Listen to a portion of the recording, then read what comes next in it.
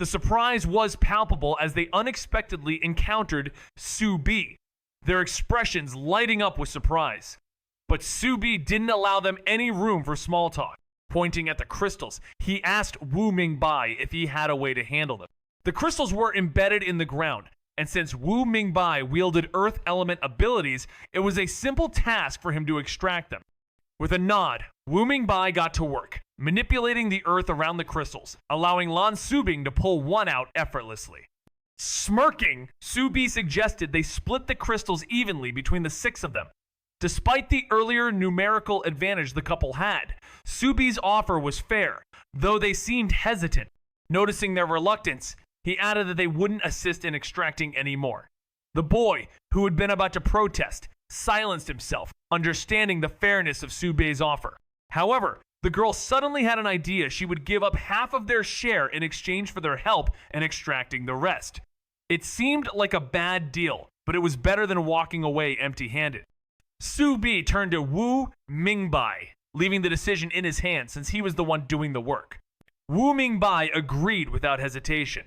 Since Subi had already mentioned that the crystals would be evenly divided, Wu Mingbai decided not to take the couple's share. If they were willing to pay him with crystals, it was all profit in his eyes. They quickly split the loot, with each person earning at least 200,000. The couple, satisfied with their share, politely said their goodbyes and left. After their departure, Subi asked about the aftermath of the earlier events, curious about how they had managed to escape. Should they alert the guards about the wanted criminals? Sometimes, the ability government could only confirm the criminals had fled into a different space, but the exact location was still unclear. Jiang Tianming, however, seemed embarrassed and shook his head, saying, "No need, we'll claim the bounty once they exit." Subi froze, eyes widening as he asked, "Dead?" Only if the criminals were dead could they claim the bounty without any proof, as there were special items to detect lies and extract memories. Jiang Tianming nodded and began explaining what happened after Subi left. "After you lured them away, the 3 of us managed to escape, but the female criminal had a tracking ability, and she eventually found us." Subi immediately understood. It made sense now why they believed Jiang Tianming's claim about the tracking ability without needing further verification. In a world where criminals wield the power of tracking abilities, deception becomes their first defense. However, this time, the trio was prepared for capture and split up strategically. The first, caught by the criminals, managed to buy time with her ability, forcing the attackers to split their forces. As the remaining 2 regrouped, they fought back, killing the pursuer before returning to finish off the other. But upon realizing they had been tricked and that no reinforcements were coming, the criminals lost their composure. Their vengeful attempt to kill failed, and they were ultimately killed in return. As they reflected on the events, Jiang Tianming, without a hint of hesitation, asked a question that seemed out of place. "Do you think I'm cruel?" For someone like him, who had rarely faced death up close, the concept of killing was foreign and unsettling. Though he had no doubt about his actions, the thought of being judged by his peers lingered. In response, Subi, surprised by the question, wondered when such a thing had even become an issue. The trio, still uneasy, burst into laughter, realizing just how different Subi was from the rest. Wu Mingbai nodded, agreeing without a second thought. Since Subi had already promised to split the crystals fairly, Wu Mingbai didn't want to take more than his share, especially when the couple was willing to pay him in crystals. It was pure profit for him. The crystals were quickly divided, and each person walked away with at least 200,000. The couple, satisfied, made their exit, leaving the room. Once they were gone, Subi turned to Jiang Tianming and asked, "So, how did you manage to escape? Should we go out and report the criminals to the guards?" The ability government could only confirm that wanted criminals had fled to a different space but had no idea which one. It was important to report it. But Jiang Tianming, exchanging a glance with his companions, hesitated and said, "No need. We'll claim the bounty once they're out of the picture." Subi froze. Then his eyes widened in shock. "Dead?" he asked. Only if the criminals were dead could the bounty be claimed without proof, using specialized tools to verify the truth. Jiang Tianming nodded, starting to explain what happened after Subi left. "After you led them away, the 3 of us managed to escape. but the female criminal had a tracking ability and eventually found us.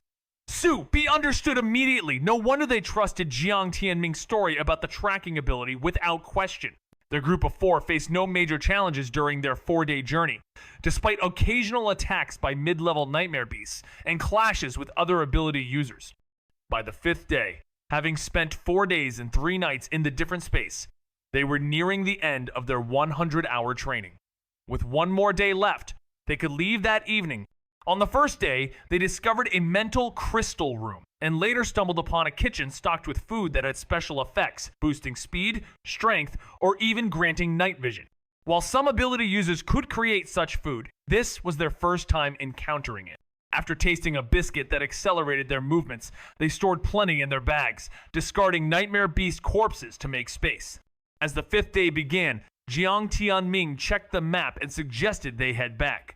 Though their route had been winding over the past 4 days, a direct path back would only take a day. Jiang had carefully planned their route to avoid unnecessary backtracking. When they entered a new room, Lan Subing's eyes widened in surprise, and the others were equally astonished. Wu Mingbai approached a bookshelf, puzzled by its packed contents. Is this a small library? But the most striking feature was the ceiling, which was covered in clouds. Jiang Tianming, frowning, remarked, "Are those real clouds? The weather difference space only records 4 types of weather." In an unexpected twist, what appeared to be clouds were in fact something far more ominous. Wu Mingbai glanced up from his books, unsure, but curious, acknowledging, they look real, not artificial. The others were thrilled. New weather could bring more than just rewards. It might change everything. But Su Bi, ever the skeptic, disagreed. "Not clouds," he said after a long pause. His words struck the group with a sudden chill. Jiang Tianming, intrigued, asked, "If not clouds, then what?" Su Bi's eyes never left the sky, and with a calm certainty he spoke. "You're the high-level nightmare beast of this space, aren't you?" The words hit like a bolt of lightning, silencing the group as they all turned their attention to the now moving black cloud that had slowly drifted toward them. The voice that followed was unsettlingly innocent, like a child's. "You're so smart! How did you know my identity?" Su Bi's eyes narrowed. He had seen the destiny compass within the cloud. It wasn't just weather, it was alive. The strange life form cloaked as clouds had hidden its true form, waiting for the right moment to reveal itself. No one spoke for a long while, but the question lingered. Could they ever escape the grasp of this mysterious entity? The books around them were all about humans, history, sociology, psychology, clearly focused on understanding their kind. The black cloud swirled energetically, saying, "Correct! You're good at guessing, so how about a game?" Despite its friendly tone, no one wanted to engage with a nightmare beast, especially one of such high rank. The Academy had warned that these creatures were naturally hostile, no matter their appearance. High-level nightmare beasts were capable of using human tactics, even feigning emotions, and many skilled ability users had met their end because of a moment's hesitation. Though this beast seemed harmless, they knew it was risky to let their guard down. A single strike could wipe them out. So, Jiang Tianming, cautious yet willing to play along, agreed. "We'll play, but only for 5 minutes. After that, you let us go." The black cloud sounded displeased. 5 minutes? What if you stall? I'll make it easier. Answer 3 questions correctly. Wu Mingbai, quick on his feet, asked, "First, what are the rules of this game?" The mention of the game sparked a sudden excitement in the cloud beast. "All right, I'll ask a question about myself. Answer correctly, and you get a small gift. Fail, and you'll become my nourishment." The innocent tone of the words made chills run down their spines. The warning about nightmare beasts' natural malice toward humans was no exaggeration. It was pure, unfiltered malice.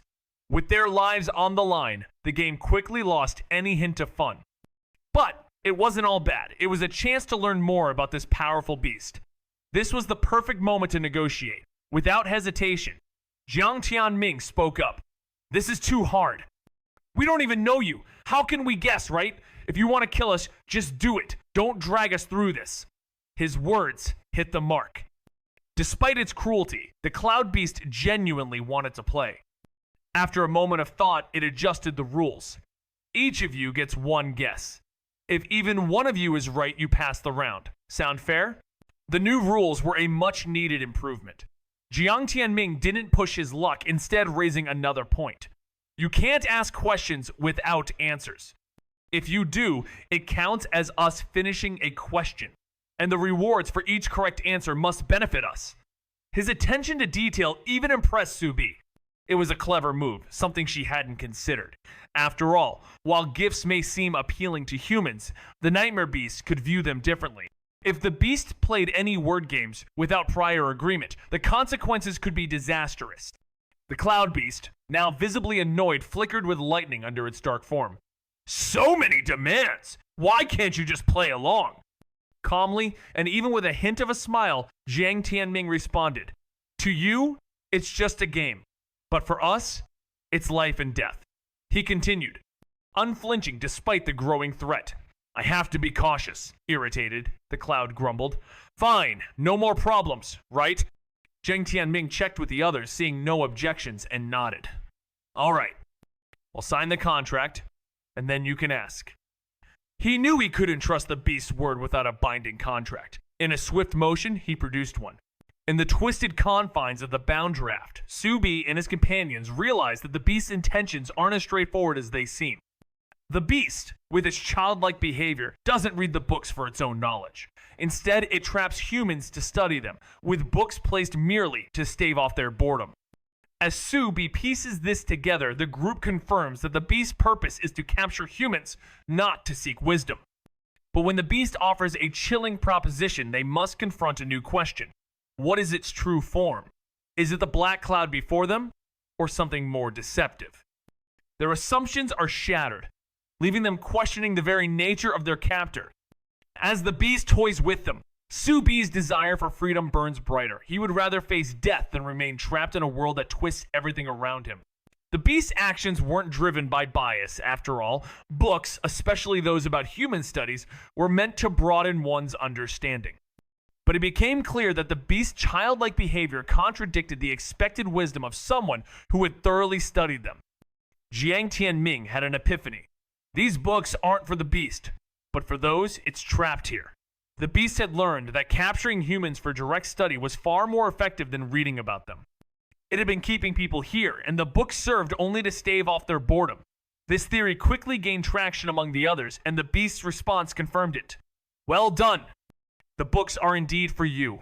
Fail, and I may spare you from death as long as you stay and keep me company. For Subi, however, the thought of losing his freedom was worse than death itself. He would never accept eternal confinement for the sake of survival. The beast's second question, what's my true form, stumped them. They'd assumed it was the black cloud, but its question hinted otherwise. Was it a trick, or was the true form hidden deeper? As they huddled, a heavy silence hung in the air. Jiang Tianming, ever the strategist, was the first to speak up. It controls the weather, so its true form must be something related to it, he said, his brow furrowing. Wu Mingbai, with his usual calm demeanor, nodded in agreement, adding, and it's probably a weather type that encompasses all others. The group began to wonder aloud. Was it the sunny weather? No. That was too simple, too confined. The sky itself, perhaps? But that was too abstract. They needed something concrete. It was then that Lan Subing, the imaginative one, offered a sudden suggestion, her eyes lighting up. What if it's just a cloud? A silence followed her words. Could it be? They had assumed the high-level nightmare beast was a black cloud, dismissing the idea of a simple white cloud. But now, the pieces started to fall into place. The beast was mischievous. Could this be its true form? With only 3 chances to get it right, Jiang Tianming decided to take a risk, voicing his answer with confidence. A cloud. The air seemed to hold its breath. And against all odds, Lan Subing's luck held out, and the answer was correct. The 4 were not the only ones shocked. Even the beast was caught off guard. You got it right, it snarled, teeth clenched in disbelief. Unlike before, their swift and correct response had clearly surpassed its expectations. Angered by the result, crackling lightning surged around it, its voice lowering with frustration. Guessing so fast, how boring! But you'll never get the last question! With a smug grin, it asked gleefully, almost like a child. Third question. Do you think I'll kill you? The question was a trap. No matter how they answered, it seemed to lead to their demise. Saying no would surely be wrong, resulting in death. But if they said yes, the beast would follow through and kill them anyway. After all, it hadn't said answering correctly would ensure survival. It swayed twice with a hint of glee. Start discussing, but to avoid wasting time, I'll give you only 10 minutes. Tension filled the air as each person struggled to find a way out of the deadly puzzle. The trap was clear, but none could find a loophole. Does this count as a question without an answer? Lan Subing wondered aloud, recalling that Jiang Tianming had warned against unanswerable questions. If this one was truly unanswerable, they could skip it and claim the final prize. But it didn't work. In the game's deadly trap, Wu Mingbai muttered with a grim shake of his head, both answers are certain death. Jiang Tianming had believed the beast's promise to let them leave after the third question was answered. But no, the question itself was a trick, a deadly one. Jiang's frustration boiled over as he realized they had miscalculated. They'd underestimated the beast's cunning, thinking its childish nature would signal simple intellect. How wrong they were! Sitting in silence, Su Bi turned the problem over in his mind, his thoughts as trapped as the game itself. If they answered with a simple yes or no, they were doomed. The contract was useless against such a word trap. But then, in a flash of inspiration, Su Bi's voice rang out, feigning righteous indignation. How can you ask a question where every answer leads to death? The beast, misunderstanding his frustration for a simple failure, laughed in gleeful mockery. But Su Bi's lips curled into a small, knowing smile. With a calm expression, he dropped his angry facade and said, Then my answer to this question is, will you spare us? The cloud beast was stunned, unable to comprehend the meaning. It was a nightmare beast, intelligent but not well versed in human tactics. What does that mean? It asked. Su Bi answered slowly. It means if you spare us, you won't kill us. If you don't spare us, you will kill us. So my answer is, will you spare us? The cloud beast, confused, retorted, What kind of answer is that? How can you answer a question with a question? Su Bi mimicked the beast's earlier tone, mocking it. Ha ha ha ha! The contract doesn't forbid this, does it? I gave you a chance to make demands. It was a trick, but who couldn't use a little cheating? The cloud beast fell silent, realizing it had been caught by its own words. Su Bi cleverly sidestepped the beast's word trap by responding with a question, leaving it speechless. The others were equally stunned, but quickly acknowledged the brilliance of Su Bi's move. Jiang Tianming, impressed, nodded and insisted the beast honor the contract and reward them. Reluctantly, the beast, bound by the contract, agreed, though it was determined not to give any valuable reward. It offered them one question to ask, knowing that answering was the least impactful thing it could offer. The group turned to Su Bi, who was entrusted with this crucial decision. Though the question was tough, Su Bi's answer earned them the reward. He contemplated whether to ask for short-term benefits like the beast's weakness or something more strategic for the future. In a world where intelligence varies greatly among nightmare beasts, the mid-level ones are notably less clever than their high-level counterparts. A beast born from overwhelming resentment is particularly dumb, and its appearance would mean certain doom for both humans and nightmare beasts alike. Such an encounter would lead to mutual destruction, but it would only occur if the beast were determined to die. Manhwa, visibly annoyed, confronts Su Bi. You sure know how to make trouble. Ever wonder why I didn't want to tell you this? Su Bi, grinning and unbothered, stays silent. He knows he would ask the same question again, no matter the consequences. Without it, he could never fully grasp the truth behind the imbalance between good and evil, nor complete his mission. Observing Su Bi's behavior, Manhwa rolls his eyes. Stay in school for a day, then head home tomorrow. You'll be fine. Wu Mingbai, confused, asks, Why? Don't high-level nightmare beasts still want to kill us? Lazy in response, they do want to kill some ability users for fun, but they fear you'll unknowingly leak this information. Once they know you're back at school, they'll leave you alone. A collective sigh of relief fills the room. The thought of spending a whole winter break confined to school is unbearable. They gather in Jiang Tianming's dorm before dinner, still shaken but somewhat relieved. The trio stood still, realizing the situation had become far more serious than they initially thought. Lan Subing activated her ability, shouting, "Don't kill yourself! Answer the question." The voice of the Cloud Beast, strained and fading, emerged, revealing a chilling truth. Human resentment after death becomes nightmare beasts. As soon as the words left its mouth, the white clouds overhead twisted and blackened, disintegrating into specks of dark light. The creature was gone. Su Bi, with a grim expression, picked up the remaining tuft of cotton, carefully stowing the beast's remains into his storage bag. "Don't leave this different space yet," he warned, his voice heavy. "We need to find a way to contact the teachers." Lan Subing, confused, asked why. But Jiang Tianming quickly understood the danger, explaining that high-level nightmare beasts shared visions. The others would likely know what they had learned, and they could become targets. Lan Subing understood now. Knowing such a secret was dangerous, they could be silenced. Having the teachers there would provide much-needed safety. Though the different space seemed secure for now, it was a temporary refuge. They couldn't stay forever. This space was unstable, and despite restrictions on the entrance of most nightmare beasts, no one knew what the high-level creatures were capable of. The clock was ticking. The trio found themselves trapped in a surreal world where the lines between reality and fiction blurred. The space, corrupted by past events, revealed its true nature as the last remnants of a forgotten storyline. As the tension mounted, the Cloud Beast, once a formidable entity, revealed a chilling truth. Human resentment transforms into nightmare beasts after death. Its voice trembled as the white clouds above darkened and crumbled into dust, signaling its demise. Su Bi, always the strategist, immediately stored the beast's remains and urged the group to remain cautious, not yet leaving the different space.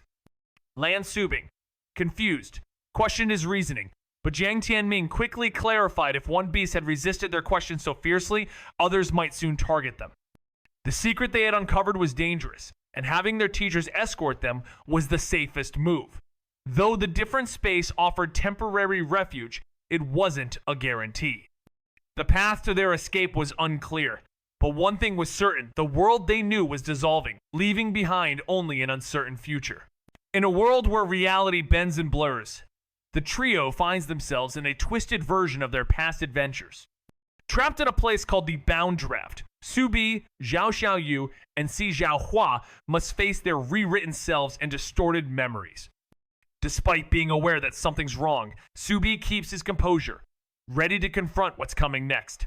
When danger looms, Jiang Tianming steps up, believing in his ability to counter the beasts that threaten them, despite the eerie uncertainty surrounding him. The others, though reassured by Su Bi's words, can't fully shake off their worry.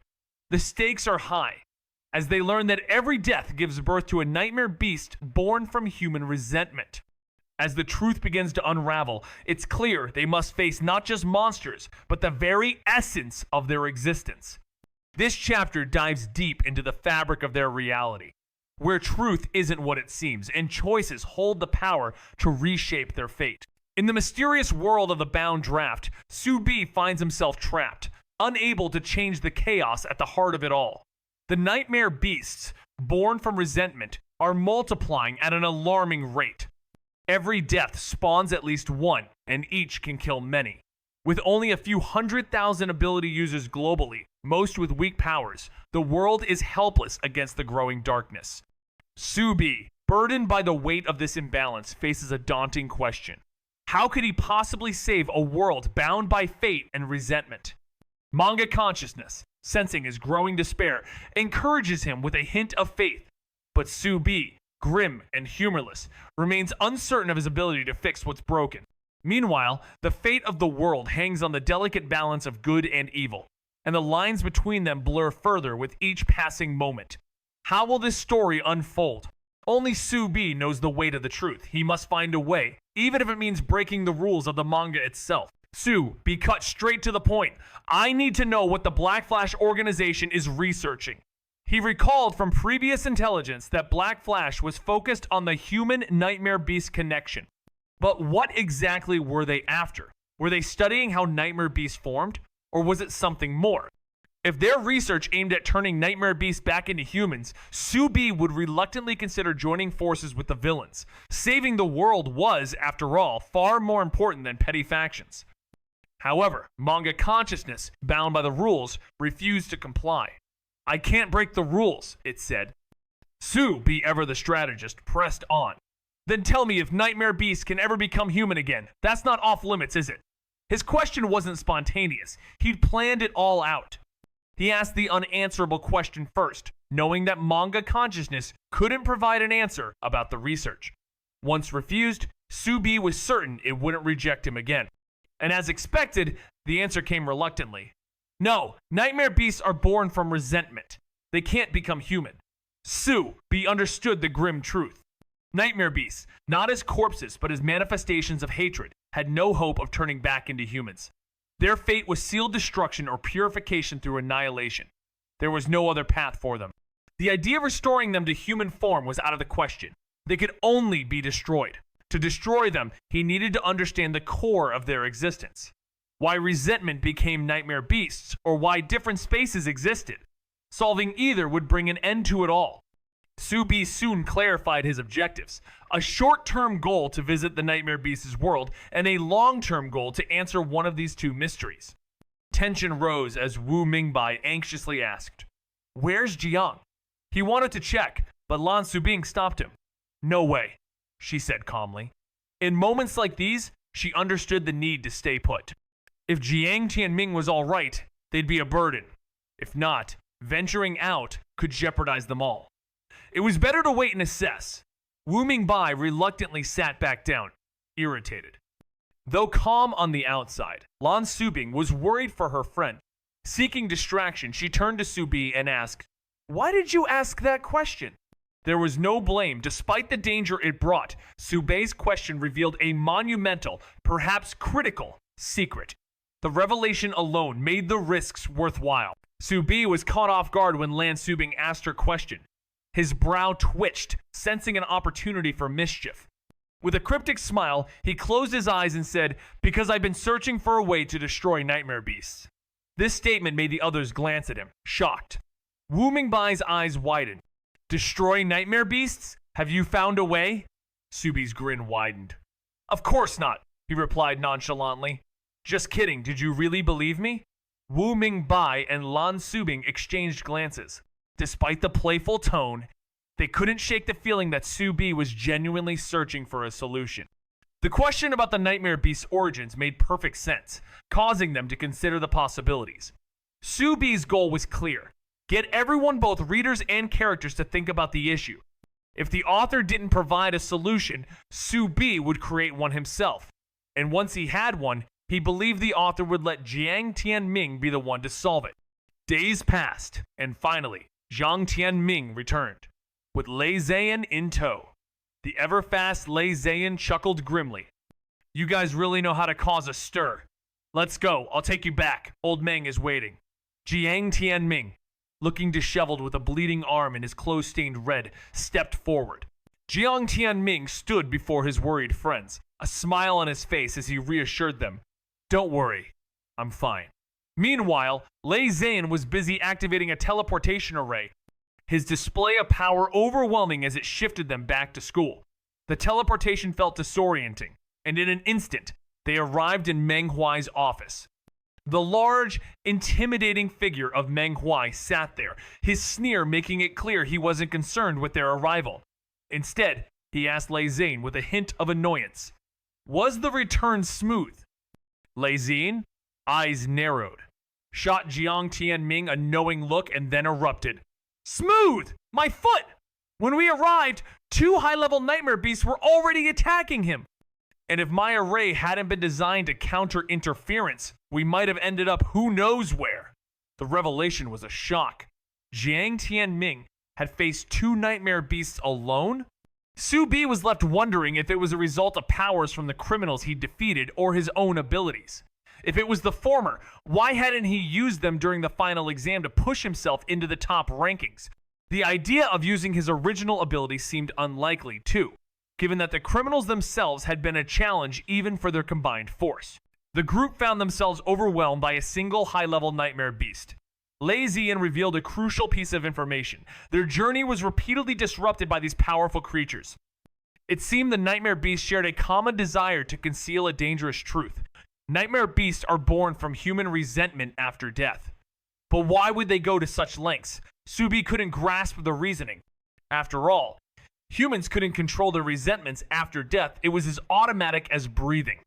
This secretive nature suggested that revealing the truth could be a major disadvantage for the beasts, yet humans, too, had their reasons for keeping it quiet.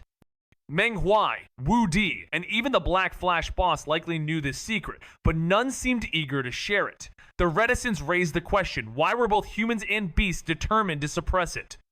When Su Bi confronted Manhwa about it, he met with a mocking sneer.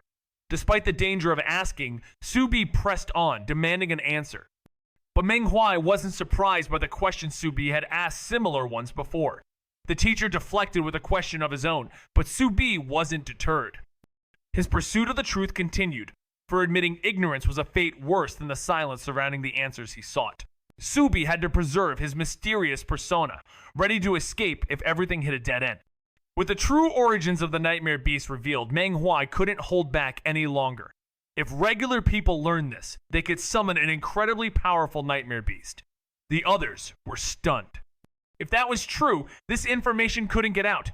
However, the group didn't understand how such a simple truth could empower ordinary people to create these beasts. Lazian stepped in to clarify, explaining that human resentment formed the beasts, but it wasn't always from just one person.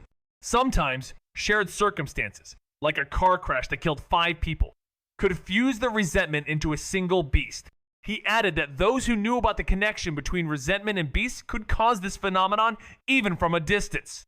With millions dying each day worldwide, Su Bi quickly realized that if everyone knew about this link, the resulting beast could be devastating, perhaps world-ending.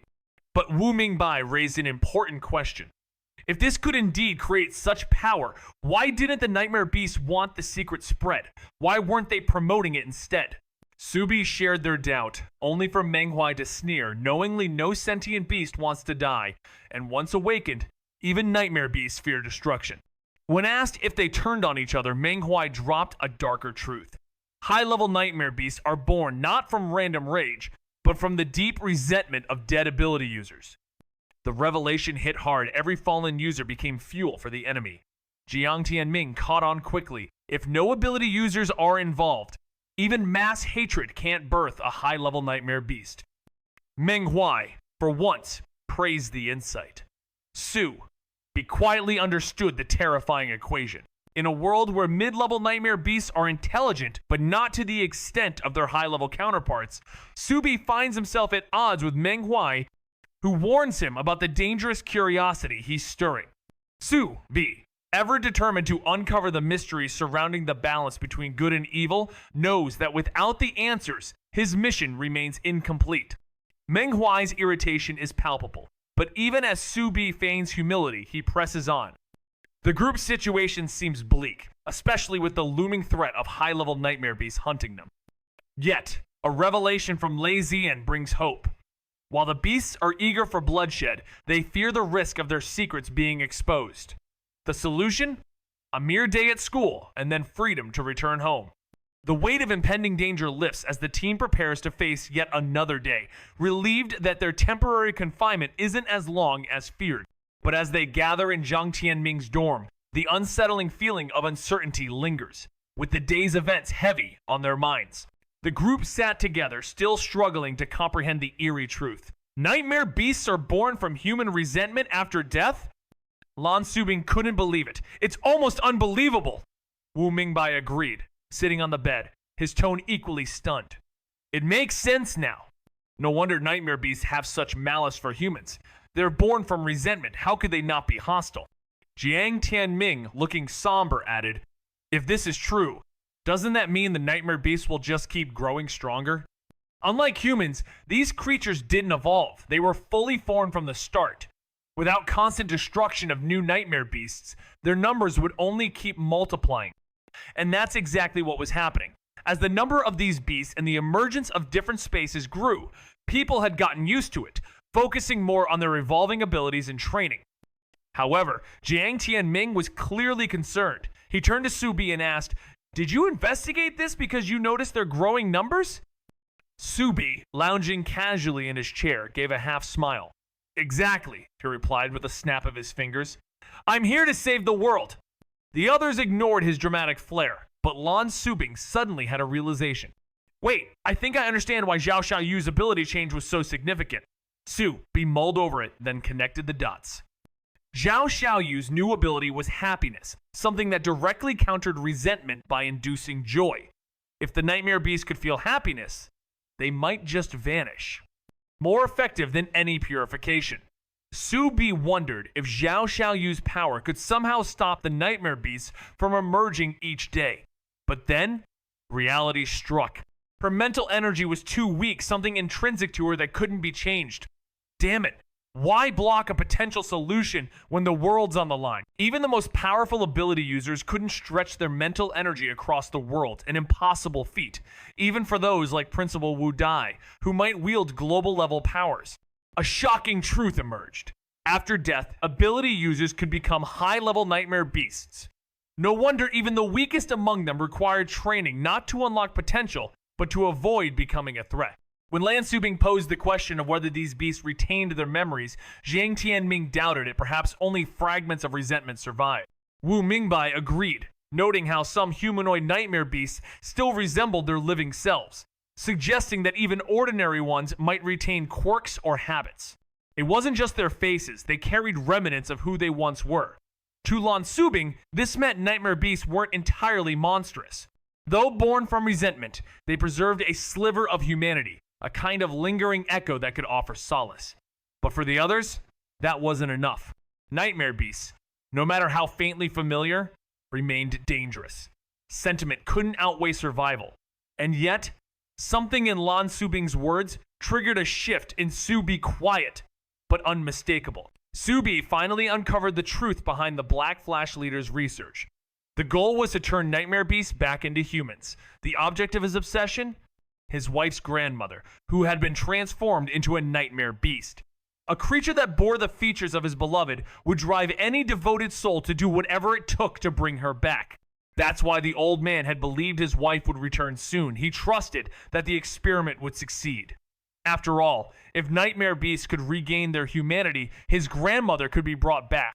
Though Subi knew this theory was nothing more than wild speculation, his years of manga experience made him believe there was an 80% chance it was true.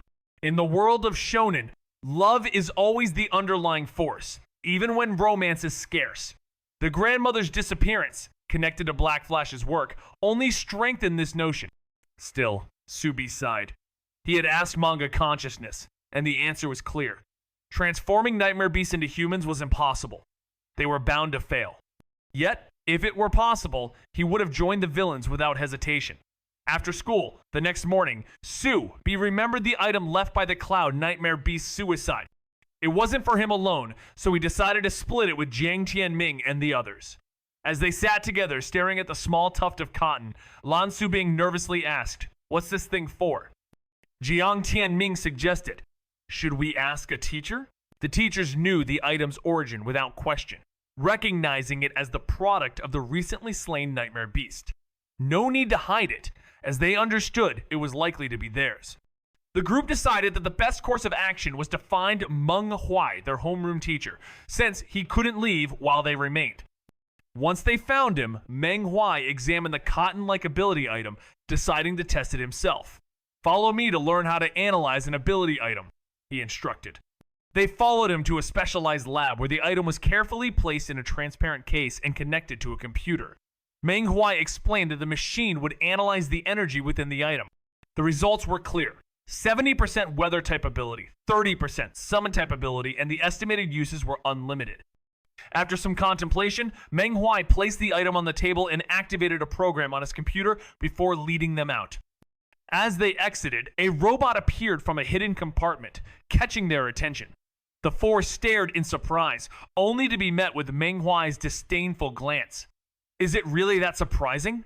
In our modern world, high-tech is a given. Testing abilities directly is risky, so we use robots for safety. Subi was left speechless, realizing how disconnected the ability world often felt from the modern world. At school, seeing a robot wasn't just a surprise, it snapped everyone into the surreal reality they were stuck in. Even Jiang Tianming and the others couldn't hide their uneasy awe. The robot, unfazed, tore the cotton-like item again and again, each rip unleashing a lightning bolt until the fabric hardened, deflecting any further shock. Wu Mingbai guessed it right. It was a tool from a weather-controlling nightmare beast, probably with 5 lightning uses before a cooldown. Still robotic, the machine kept experimenting, tossing the cotton down, up nothing. But when it rubbed the item, the fabric blackened, bloomed into a cloud, and rain fell hard. Normal rain. Tess said, drinkable but plain. Then came the twist, rolled into a ball and launched into the sky. It became a sun like the one in the sunny room. Not as strong, but direct impact could scorch. One use, big cooldown, but definitely the most powerful effect. The lightning's power was measured at 40 volts lethal for anyone unprepared, as anything above 36 volts could kill. After the test, Meng Huai reminded the group to leave the school, and then left himself. The 4 of them stood, unsure how to divide the item between them. Jiang Tianming suggested they exchange points for it, offering to take the item and distribute points to the others. The 3 of them turned to Su Bi, the richest among them, who'd accumulated a lot of points during the midterms. Su Bi shrugged nonchalantly. "It's useless to me. Just give me points," he said. He wasn't showing off, he simply didn't need it. Although the sun transformation was tempting, after studying the Destiny Compass, he realized he didn't lack offensive capabilities. He would have preferred something defensive. When it came to the lightning or rain functions, Subi knew he could find similar items in the Destiny organization's inventory.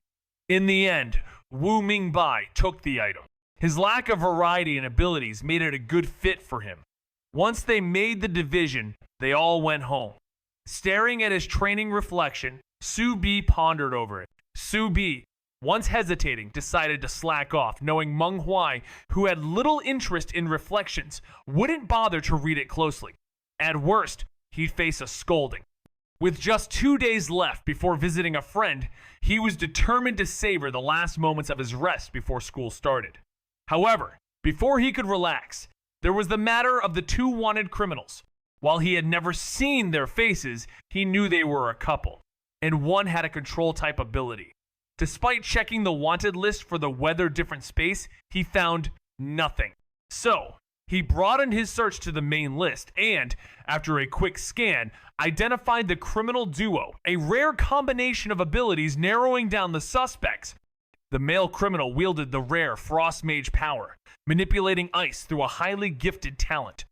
Such powers, when mastered, could make even high-level different spaces navigable, especially with the help of a strong partner, such as his girlfriend. Curious, Subi wondered if the criminal's ability was passed down to Jiang Tianming upon gaining the power, or if he would need to relearn it. He only knew Jiang Tianming's ability was Death Summon, but whether that allowed him to summon the person or just their ability remained unclear. Each had its pros and cons, with the former offering time-saving benefits, but limiting the potential to the level of the deceased. In the world of King of Abilities, a criminal with the power of the Immortal Binding Rope, a potent control ability, seals her target's powers and immobilizes them. This ability, though powerful, isn't without its drawbacks. Unlike Jiang Tianming, who faced 2 high-level nightmare beasts alone, the combination of abilities he and his allies wielded shouldn't have been enough to ensure his victory. What was his secret?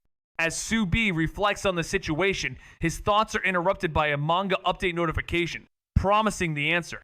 With a knowing smile, he realizes the manga will reveal the details, and so he dives into its latest chapter. The story unfolds with Jiang Tianming's winter training in a different space, a familiar setting with slight alterations, where Su Bi learns more about the return of a red-haired character, a minor villain from earlier seasons who now plays a more significant role. After a series of unexpected events, the trio found themselves in a mysterious realm known as the Different Space, accompanied by Lan Subing. As they made their way through, the group chatted about homework, leading to a mix of teasing comments and playful banter. Their conversations revealed a more relatable side to the seemingly extraordinary characters. Ha! Only now do I realize they're just like us, students at heart. One of them laughed. Whether you're an ability user or not, homework is a universal struggle. Another chimed in, mocking a teacher, while one whispered about a so-called male mom. Even as they laughed, there was a sense of camaraderie and lightheartedness. Upon entering the different space, the room's bewildering design captivated Soo-bi. Unlike the labyrinthine spaces they had encountered before, this one seemed less perilous but still full of strange twists.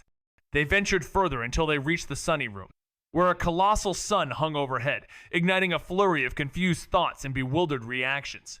What's going on here? They wondered aloud. A sun in a different dimension? That's wild, they joked, with one sarcastic laugh echoing as Soo-bi skipped past the chaos to find what he was truly searching for. The necklace man's threat quickly faded into the background, as the focus shifted to the plot after he had lured the wolf-tailed man away. From Jiang Tianming's perspective, events unfolded unbeknownst to Soo-bi. After the two had departed, Jiang Tianming's group faced the necklace man, awaiting Soo-bi's findings. Despite the tension, the necklace man wasn't overly concerned. Only Soo-bi had left. If all four had confronted the wolf-tailed man, he would have been worried, but a single untrained student posed no real threat. Then, a couple entered the scene. The man bore a scar on his forehead, with a stubbled, menacing look, while the woman seemed disheveled and cold. They exchanged a glance, but no immediate action was taken. Jiang Tianming, the most observant of the group, instantly recognized them from wanted posters he had scanned earlier. His reaction was quick but controlled. He gave no outward sign of recognition, knowing that revealing it could lead to disaster. Meanwhile, the couple included a high mental energy user, someone with far more control than Soo-bi, who relied on external items rather than innate ability. Soo-bi, sensing the change in Jiang Tianming's emotional state, deduced that he might have recognized them. It was better to act than let them go. In a twisted world where characters are trapped in a fading manga, Soo-bi, Zhao Xiaoyu, and Si Zhaohua must confront their rewritten selves and face the remnants of their past adventures. As they struggle to find a way out of the bound draft, an eerie space crafted by the Origin Pen, they are forced to question their very existence. The trio soon realizes that their only chance of escape lies in anchoring a final, blank panel with real emotion. But the closer they get to this anchor, the more they are confronted with echoes of forgotten tropes and corrupted versions of themselves. The tension mounts as they face the choice of either stabilizing the manga or allowing it to dissolve into something new. With determination, they each discover their true abilities and rewrite their fate, leading to the collapse of the bound draft. The world resets, not to a new beginning, but to an open path where the story can continue in its own unpredictable direction. In the confined world of the bound draft, a hidden tension ripples as the characters realize that struggling only tightens their fate, while staying still allows for escape. With a careful plan in mind, one of the group members distances himself from a woman, loosening the ropes binding him. Freed, he dashes ahead, dragging his comrades along as he rushes to the next room. Their laughter echoes as they realize how their dragging had left marks on their bodies. But just as they think they are free, a lingering aura from the immortal binding rope betrays their escape, and they're quickly caught again. In a frantic move, they split up, but one of them, using her powers, manages to stave off capture longer than expected, though the cost is draining. Meanwhile, two others, facing a dangerous enemy with powerful ice abilities, cleverly maneuver to turn the tables. With one of them feigning weakness, they catch the enemy off guard and strike back, but a new and mysterious power emerges. What exactly is this ability, and can it tip the scales in their favor? Soo-bi's eyes widened in shock as the criminal collapsed, a fatal wound in their chest. Wu Mingbai, however, remained unfazed, clearly familiar with this unusual ability. Their mission was clear: rescue Lan Subing. With their excellent memory, they navigated the labyrinth of rooms with ease, a feat many would have struggled with. Meanwhile, the female criminal, despite having a control-based ability, was no match for the trio, especially with Lan Subing's invincibility. Jiang Tianming claimed both kills effortlessly. In the following moments, the manga revealed Jiang's ability through a chat. Death Summon. Any soul lost due to his actions could be summoned to use their abilities, though limited to their original power level, never improving. The revelation left everyone stunned. "Such a villainous ability," one said. "It's shocking, even though we guessed Jiang's power." Another remarked, "Is this really a shonen manga?" Others pondered, excited by the limitless potential. Subi couldn't help but agree. If a villain wielded such power, victory would seem impossible for the heroes. Given time, this ability could prove unstoppable. The story continues with the protagonist, who, despite having just eliminated a group of criminals, is once again caught in the middle of a complex web of emotions and relationships. After their task is completed, the couple reunites in the mysterious mental crystal room at midnight, where they carefully split the crystals and prepare to move forward. As they leave, Jiang Tianming recounts the events, but his cautious question, "Do you think I'm cruel?" sparks a wave of emotional responses from others. The reactions are mixed, with some expressing sympathy, others reassured that it wasn't his fault, and a few teasing Subi for his seemingly indifferent stance. Subi, however, remains unaffected.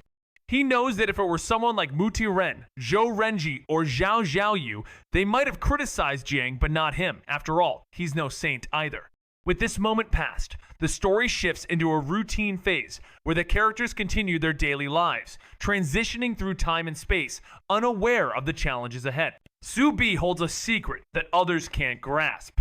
The sudden and strange actions of the high-level beast spark questions. What's going on? It's clear something is about to unfold. As the beast takes its own life, Subi realizes the hidden danger.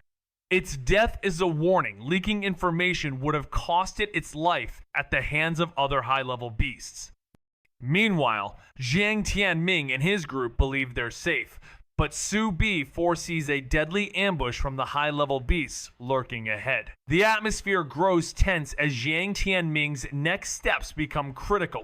Subi's focus sharpens on Jiang Tianming. How will he tackle the nightmare beast, and what secrets will this revelation hold?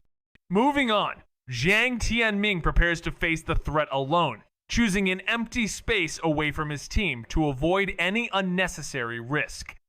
With the nightmare creatures proving unpredictable, Jiang Tianming is determined to fight without relying on others, knowing that the truth behind his confrontation may alter everything.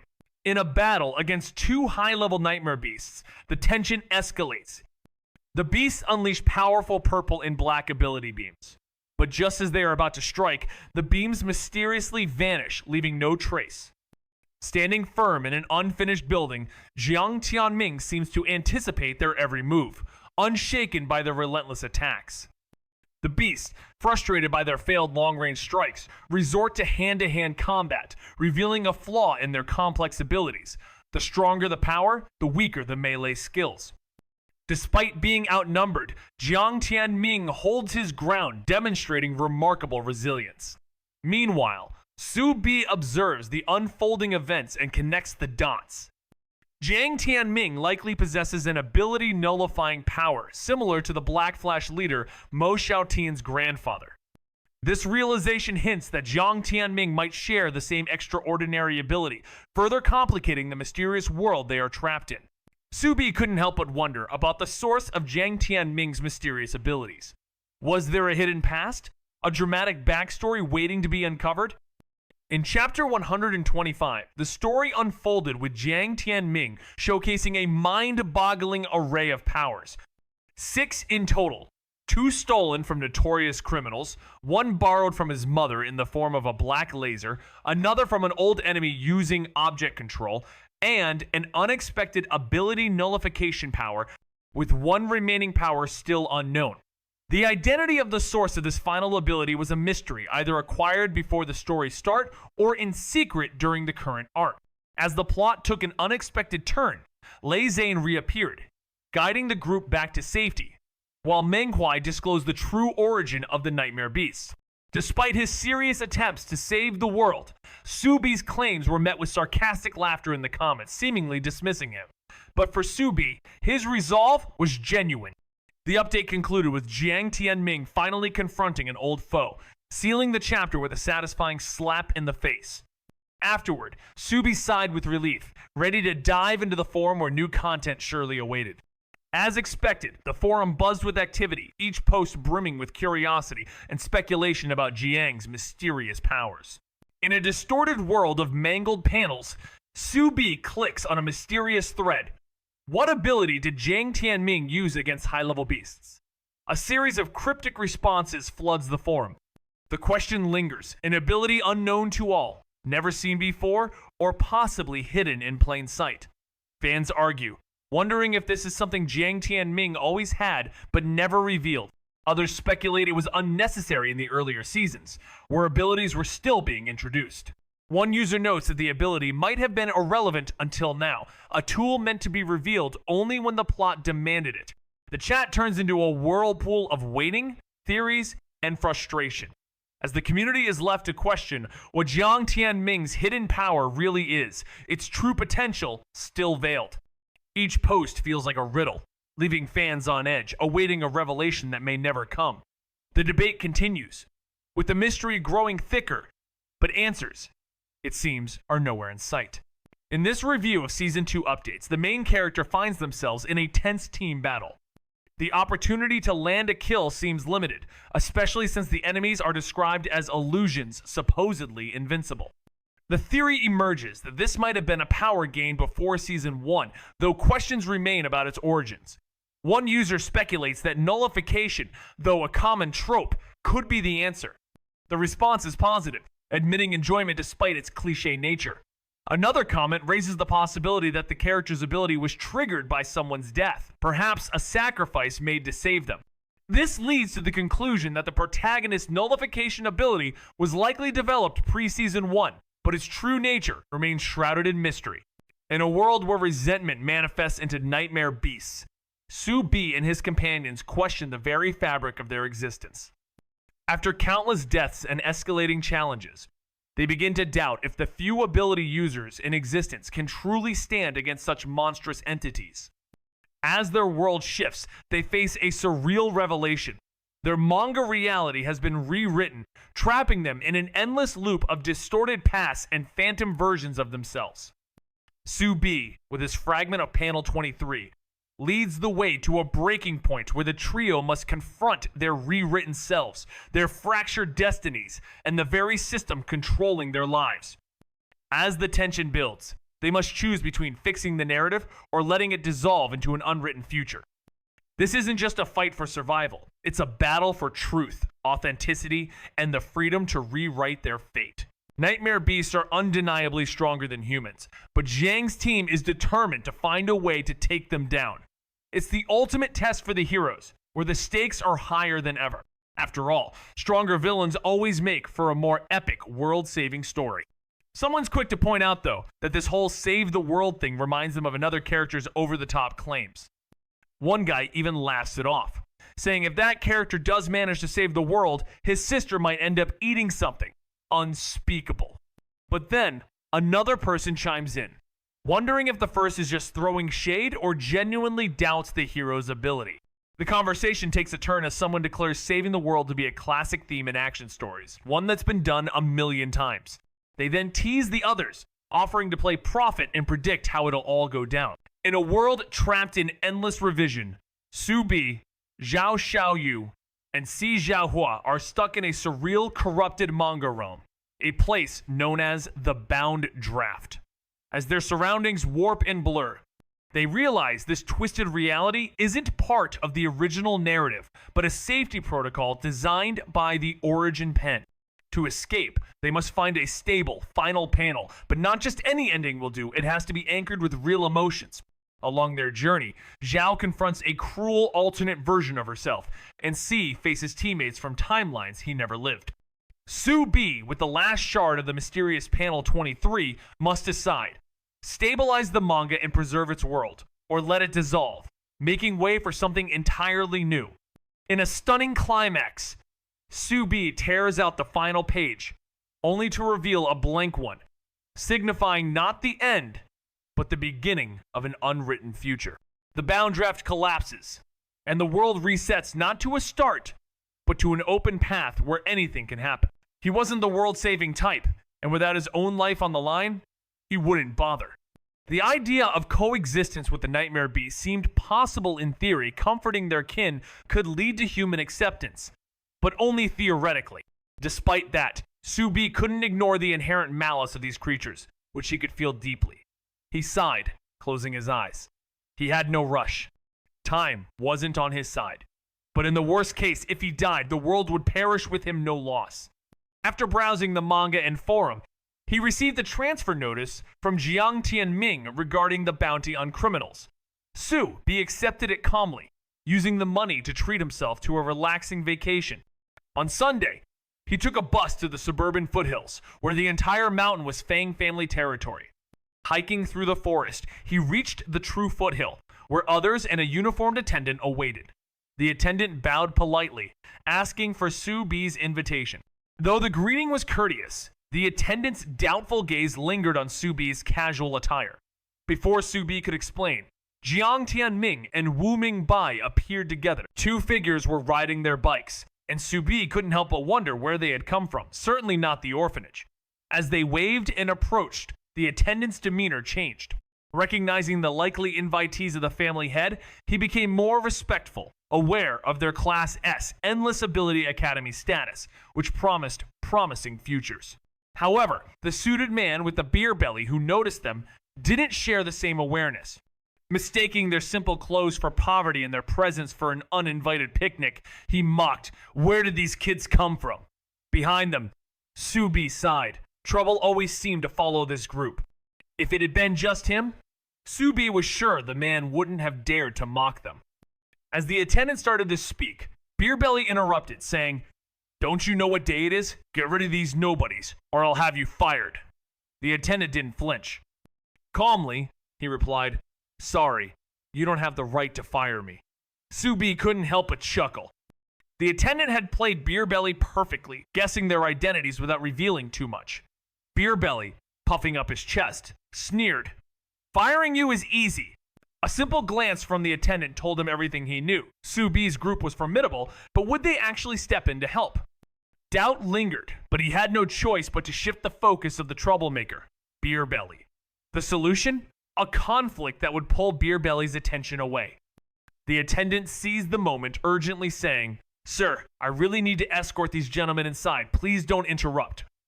As expected, Beerbelly scoffed at the mention of Jiang Tianming's group, dismissing them with a sneer. "Them? They've got no invitation, dressed like that. If you escort them in, consider yourself fired without a word from me." He turned to Jiang Tianming's group with disdain. "Still here? Don't you get it? You don't belong here. Get lost." That's when Feng Lan's voice cut through the tension.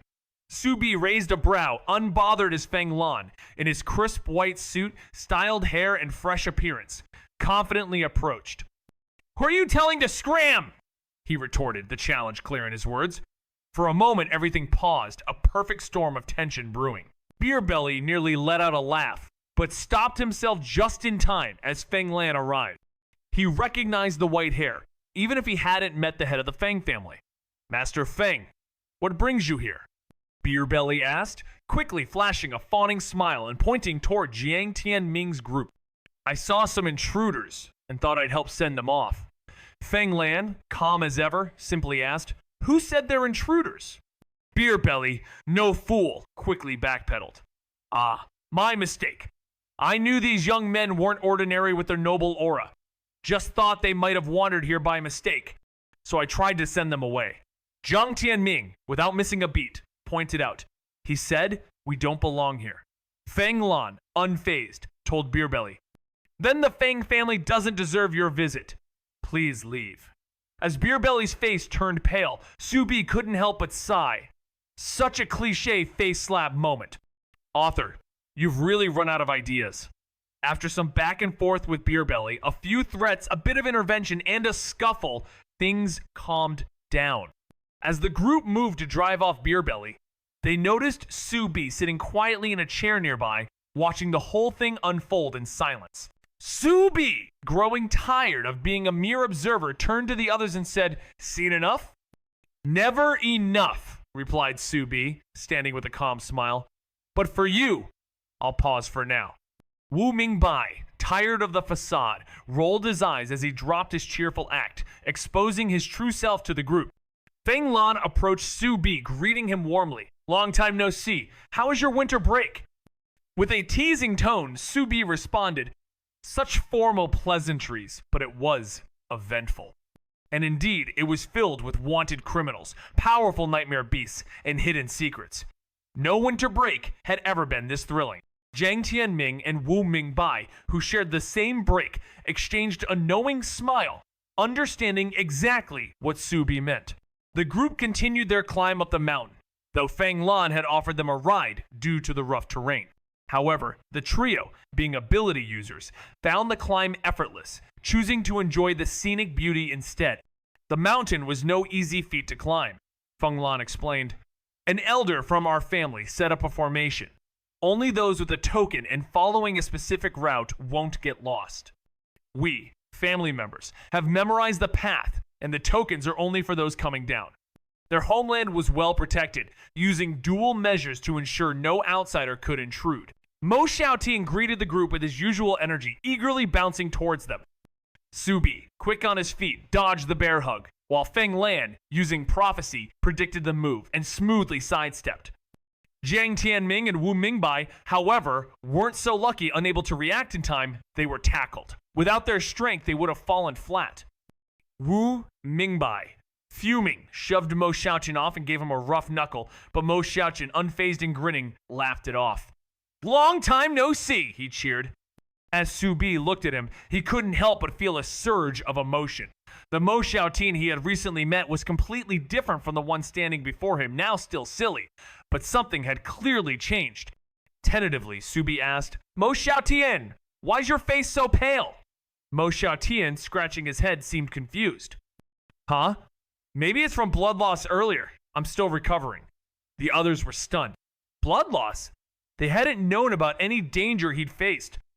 Mo Xiaotian, ever candid, shrugged and casually explained. Someone broke into my house. Mo Xiaotian bounded up first, full of energy and excitement, as he rushed toward the group. Subi, quick on his feet, dodged the incoming bear hug with sharp reflexes. Feng Lan, even faster, predicted Mo Xiaotian's move using prophecy and easily sidestepped. But Jiang Tianming and Wu Mingbai, trailing behind, weren't so lucky. They were caught off guard, unable to move, and ended up being tackled.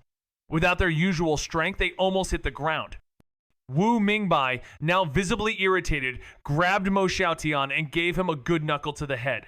Mo Xiaotian, still grinning, laughed it off without any offense and joyfully exclaimed, Long time no see! Subi couldn't help but feel a strange sense of nostalgia upon seeing him. The Mo Xiaotian he'd known was different from the one standing before him now. Despite being as playful as ever, something had changed within him. With hesitation, Subi asked, Mo Xiaotian, why does your face look so pale? Mo Xiaotian, looking confused, touched his face and shrugged. Huh? No way. Maybe it's from blood loss earlier. I haven't fully recovered yet. Blood loss? Everyone froze, eyes wide in shock. They wondered what danger Mo Xiaotian had faced. Mo Xiaotian, with a casual tone, responded, Someone broke into my house. Grandpa caught and trapped him, but the enemy threatened Subi's life, forcing Grandpa to let him go. Filled with frustration, Subi thought to himself, if only I were stronger, Grandpa wouldn't have had to be held back by me. Jiang Tianming, sensing something wrong, frowned and asked why someone had targeted Subi's house. Enemies? He suggested. You should move. If you can't find a safe place, tell the teachers. The school might let you stay nearby. Mo Xiaotian's face shifted upon hearing this. Subi couldn't help but smirk at the thought of the Black Flash boss and the Saint staying near the Endless Ability Academy. It seemed oddly amusing. But Mo Xiaotian didn't think so. No need, he quickly replied. We found a new place already. Changing the topic, he added, Feng Lan, when can we head out? I'm really curious to see your place. 9 o'clock, Feng Lan replied, glancing at the time. In half an hour, you'll be free to go. Just then, Si Zhaohua entered, and behind him, Ai Baozhu, Joe Renji and a strikingly handsome middle-aged man with silver hair followed. In a world where the lines between reality and fiction blur, Su Bi, Zhao Xiaoyu, and Si Zhaohua find themselves trapped in a twisted, eternal loop within a manga universe. Its colors faded and its emotions hollow. As they struggle to understand their entrapment in the bound draft, a place where memories are distorted and past events replay with unnatural precision, they each confront fractured versions of themselves. Zhao faces a cruel echo of her former self, while C grapples with teammates who accuse him of stealing destinies he never lived.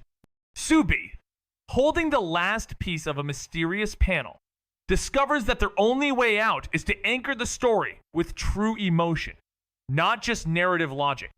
The deeper they venture into the drafts, the more they uncover the Origin Pen's dark secrets, offering them a grim choice to erase their very existence from the manga for the sake of restoring the past.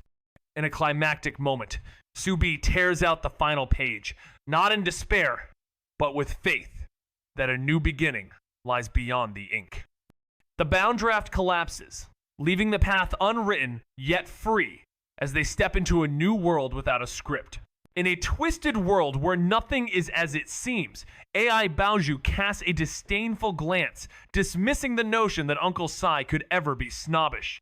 Yet, curiosity lingers when Li Shu slyly questions what kind of man Uncle C truly is. Ai Baoju, ever the picture of elegance, answers with sharp resolve, refusing to indulge in pointless inquiry. As the tension simmers, Zhao Xiaoyu's laugh breaks the silence, echoing her approval of Ai's defiant stance. The night progresses with arrivals and questions, all wrapped in the formality of gowns and attire, yet Su Bi cannot help but notice the underlying discomfort their appearances bring. With each passing moment, their destination remains the same, one of mystery and unexpected revelations. As Qi Huang, another figure in their tale, suggests that the day's journey is just a tour. Su Bi's deeper understanding of the world they are trapped in grows clearer. The stage is set for a reckoning that goes beyond mere appearances. Feng Lan locked the door behind him, casting a serious look around as he spoke with caution. Su Bi's right. I'm sorry. I only saw trouble coming yesterday, and it's set to begin around 5 this afternoon. I've arranged a safe place. If you can get there before 5 and stay until the storm passes, you'll be safe. The others exchanged puzzled glances. What kind of trouble? Zhang Tianming asked, turning toward him with a frown. I'm not sure, Feng Lan admitted, but I foresaw chaos and conflict, guards fighting within the estate. Everyone felt a sense of unease. Why not just cancel today's event or end it before 5? Zhang Tianming pressed, still not understanding. From Feng Lan's tone, it seemed like he planned to proceed with the event, keeping everyone in the dark. After a brief pause, Feng Lan explained quietly, because it's an internal conflict. The realization hit them. Such matters couldn't be shared openly. Letting the wrong people know could put everyone at risk. Moreover, stopping the event would arouse suspicion. As classmates with mutual trust, Feng Lan had only warned them to ensure they could escape safely. Do you need our help? Zhang Tianming asked after considering the situation. We're friends, right? In a world where reality itself bends, a group of individuals finds themselves trapped in an altered version of a manga they once knew. The characters Su Bi, Zhao Xiaoyu, and Si Zhaohua are faced with a strange and shifting space, a sealed world known as the Bound Draft. Here, everything seems off. Familiar settings are twisted, memories blur, and past foes return in strange, distorted form. As they navigate this fragmented reality, they discover that escaping requires more than simply finding the way out. They must anchor their existence to the truth of their emotions, not the logic of the narrative. As Zhao confronts a cruel version of herself, C battles phantom teammates from alternate timelines, and Su Bi holds the key to the final panel. They are forced to rewrite their fate, one truth at a time. The stakes are high, and the lines between creation and destruction blur. In a decisive moment, Su Bi tears the final page, triggering a collapse that resets everything. Yet, instead of returning to where they began, they are left with an open path, free from the constraints of the past, ready to create a new future. The manga, still unwritten, is now theirs to shape. Li Shu looked over at Jiang Tianming with a calm smile, offering help. I can be of assistance too. My ability might be helpful. Seeing so many classmates staying, Zhao Xiaoyu, who had initially planned to leave early, decided to join in. Count me in. She figured with their support, Feng Lan wouldn't lose. Plus, staying could gain favor from the Feng family. Why not? Wu Jin, usually quiet and unnoticed, hesitated for a moment before softly adding, I can call my dad. Su Bi, however, remained silent. He scanned the room, sensing this was part of the plot, and simply shrugged. Don't worry about me. I'll leave when it's time. With all of his classmates staying to help, Feng Lan stood frozen, momentarily stunned. After a long pause, he finally whispered, Thank you. Grateful for their support, he revealed his knowledge. I foresaw a conflict during the event yesterday. The prophecy fragments showed my cousin turning on me. I suspect she and her backers want to take control of the Feng family. Tell us about your cousin and her backers. Jiang Tianming asked with calm curiosity. Feng Lan continued. My cousin has the weather prophecy ability, predicting future events through the weather. She's the only other person in our generation with a prophecy ability. He hesitated, then added, She works at the weather station. The family thinks it's a waste, but she's determined. I don't understand why she's doing this. You're close with her, Wu Jin suddenly said, his gray eyes meeting Feng Lan's with intensity, his voice calm but unwavering. Feng Lan's expression remained unreadable, his eyes lowered as he spoke without confirming or denying. Her supporters are from my uncle's side. He could have been the family leader, but my prophecy ability made me the head. Now, he's the deputy managing the clan's affairs. This revelation painted a clear picture of why someone would seek to overthrow them, an uncle with ambitions and a cousin gifted with prophecy, both relegated beneath Feng Lan's leadership. It was no wonder Feng Lan was sure that their real intention was to seize power, especially after witnessing her attack. Yet, knowing Feng Lan's prophecy ability, Su Bi was certain this move wasn't the wisest. Feng Lan had escape routes, and any attempt to trap him would likely lead to a carefully set snare, one that would only tighten if he returned. Should we capture your cousin now? Zhou Renji suggested. With our numbers, we could take her and her parents. Feng Lan raised an eyebrow, sincerely asking, Are your family that easy to catch? Zhou Renji choked on his words, realizing the truth. His cousin's family had far more defensive resources than he did. His plan was doomed before it even began. Defeated, Zhou Renji slumped back, grumbling. So, what do we do then? I plan to play along, Feng Lan replied, his tone ignoring the frustration in Zhou Renji's voice as he calmly laid out his strategy. Su Bi couldn't ignore the unsettling truth. If they weren't close, how could Feng Lan possibly know so much about her? Feng Lan, with a calm demeanor, revealed the hidden connections. Her backers are my uncle's family. He could have led the clan, but my prophecy ability made me the head. Now he plays the deputy role. It became clear to Su Bi why there was such a drive to usurp power. A would-be leader and a cousin gifted with prophecy, both at odds within their own family. But Su Bi's suspicion grew. Knowing Feng Lan's prophecy ability, such a move seemed reckless. After all, Feng Lan always had an escape plan. They weren't concerned with his escape, just the family power. Yet, if he returned, he'd be walking straight into a trap. Zhou Renji, eager to take action, suggested capturing Feng Lan's cousin and her parents. With their numbers, they could easily overwhelm them. But Feng Lan, with a knowing glance, asked, Are your family that easy to catch? The truth hit Zhou Renji hard. As a prophecy clan, Feng Lan's family had far more tricks up their sleeves than he realized. His plan was doomed to fail. With a deflated sigh, Zhou Renji gave up on the idea, prompting Feng Lan to reveal his own strategy. I plan to play along, he said, his tone earnest, his mind already set on the game ahead. Trapped in a warped world of twisted memories and corrupted lines, the trio finds themselves in a manga reality gone wrong. With the bound draft distorting everything around them, Su Bi, Si Xiaohua, and Zhao Xiaoyu must navigate this fragmented prison, where nothing feels real, yet everything is familiar. As the echoes of their past selves challenge them, the truth becomes harder to decipher. With no way to contact anyone outside and time running short, they must find the anchor point, a stable panel to reset everything.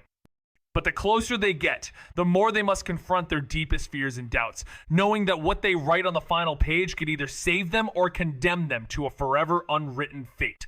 Woojin, uncertain how his rare ability could be of use, rarely practiced or applied it. He hoped that staying close to Subi, who understood his ability, might provide an opportunity. Subi, however, had no objections. Woojin's subtle presence, especially when not flipping his hair, made him easy to overlook. And since Subi's research was open, Woojin could assist in locating materials. Their journey led them to a grand library, a towering 9-story wooden structure filled with meticulously arranged books, some ancient but preserved well. Navigating such a vast library was intimidating, but Subi wasn't alone. He suggested they split up. He would start from the top, while Woojin began from the bottom, with a focus on finding books on nightmare beasts and, unexpectedly, ability users' origins. The latter idea had just come to him. He realized that ability users seemed to have appeared around the same time as the nightmare beasts, hinting at a potential connection. Woojin, without hesitation, agreed and began searching, while Subi ascended to the top floor. The library, though part of a prophecy clan, contained more than just ability-related texts, including rare ancient writings and celebrated calligraphy. After finding no relevant information on the 9th floor, Subi was about to move down when something struck him. His brow furrowed. Why were the higher floors devoid of ability-related materials when, logically, those should be the most confidential in an ability clan's library? The top floor, however, had only ordinary books, a puzzling detail that caught Subi off guard. With a smirk, Subi casually spun his gear, enhancing his luck. Having used it so many times, he no longer maxed out its power, mastering the art of controlled luck to conserve his mental energy. With luck on his side, he returned to the 9th floor, where a simple accident knocking over a book led to a strange discovery. As his eyes flickered, he bent down to retrieve it, only to find it was just a calligraphy collection. Nothing out of the ordinary. However, the gap it left behind revealed a hidden seam, not between shelves, but more like the edge of a door. Intrigued, he realized it was a secret passage, but how to open it? Physical force wasn't an option. His abilities lacked the destructive power needed, and any damage to the library would trigger alarms. His gaze shifted back to the book. Upon closer inspection, one page appeared darker, as if it had been frequently turned. Flipping it open, Subi found an original poem. Could it be voice activated? He read it aloud, but nothing happened. A second attempt brought a smile to his face. It was an acrostic poem! The first character spelled out, as you wish, follow my heart's desire. Subi's heart pounded as he muttered the passphrase, half unsure of himself. But before doubt could settle, the bookshelf trembled and split open, revealing a hidden room. Inside, countless books awaited exactly the kind he'd been hoping to find. He'd struck gold, a collection of works about the origins of the ability world. Just what he needed. But time was ticking, and his options were limited. He couldn't take them out, nor could he photograph them, and the clock was ticking down to 5 o'clock. His goal was clear: find the most comprehensive yet concise book about nightmare beasts and ability users. After a quick search, he found it. Study on the Birth of Nightmare Beasts. But first, he needed to check on Woojin, who had been searching the lower floors. He descended to the second, finding it empty, then backtracked to the third.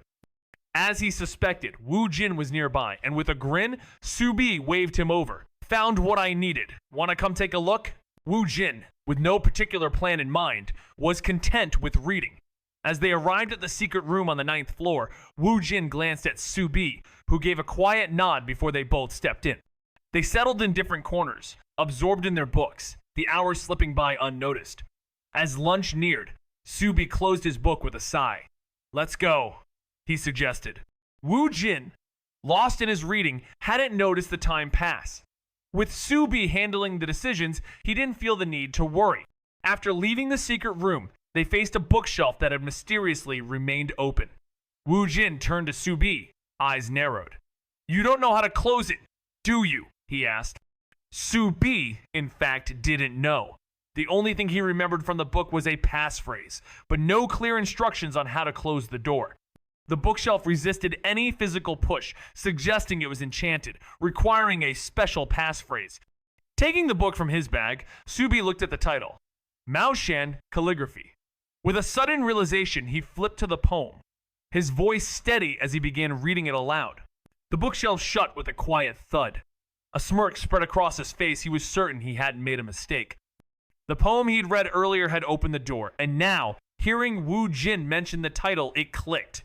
He hadn't overlooked anything. Impressive, Wu Jin murmured, giving a subtle thumbs up. With a wink, Subi said, Let's go. It's time for the Hongmen banquet. Even though Feng Lan had mentioned the plan would begin after 5, Subi was skeptical. There was no way the lunch gathering would go smoothly with everyone involved. Wu Jin sighed, not exactly hungry. What if we skip it? I'm not feeling it. With a slight shift, he let his hair fall, offering his eyes a break. I'll just read in the library. Subi, momentarily caught off guard by the sight, shook his head. Despite having seen him so often, there was something about Wu Jin's presence that always made her pause. He could easily dominate the entertainment scene with just his looks. But still, she wasn't about to miss out on the excitement. How could we skip such a spectacle? She knew the real drama would happen later, after 5. So any lunchtime tricks wouldn't stir up too much trouble. There was no reason to fear the short-term chaos.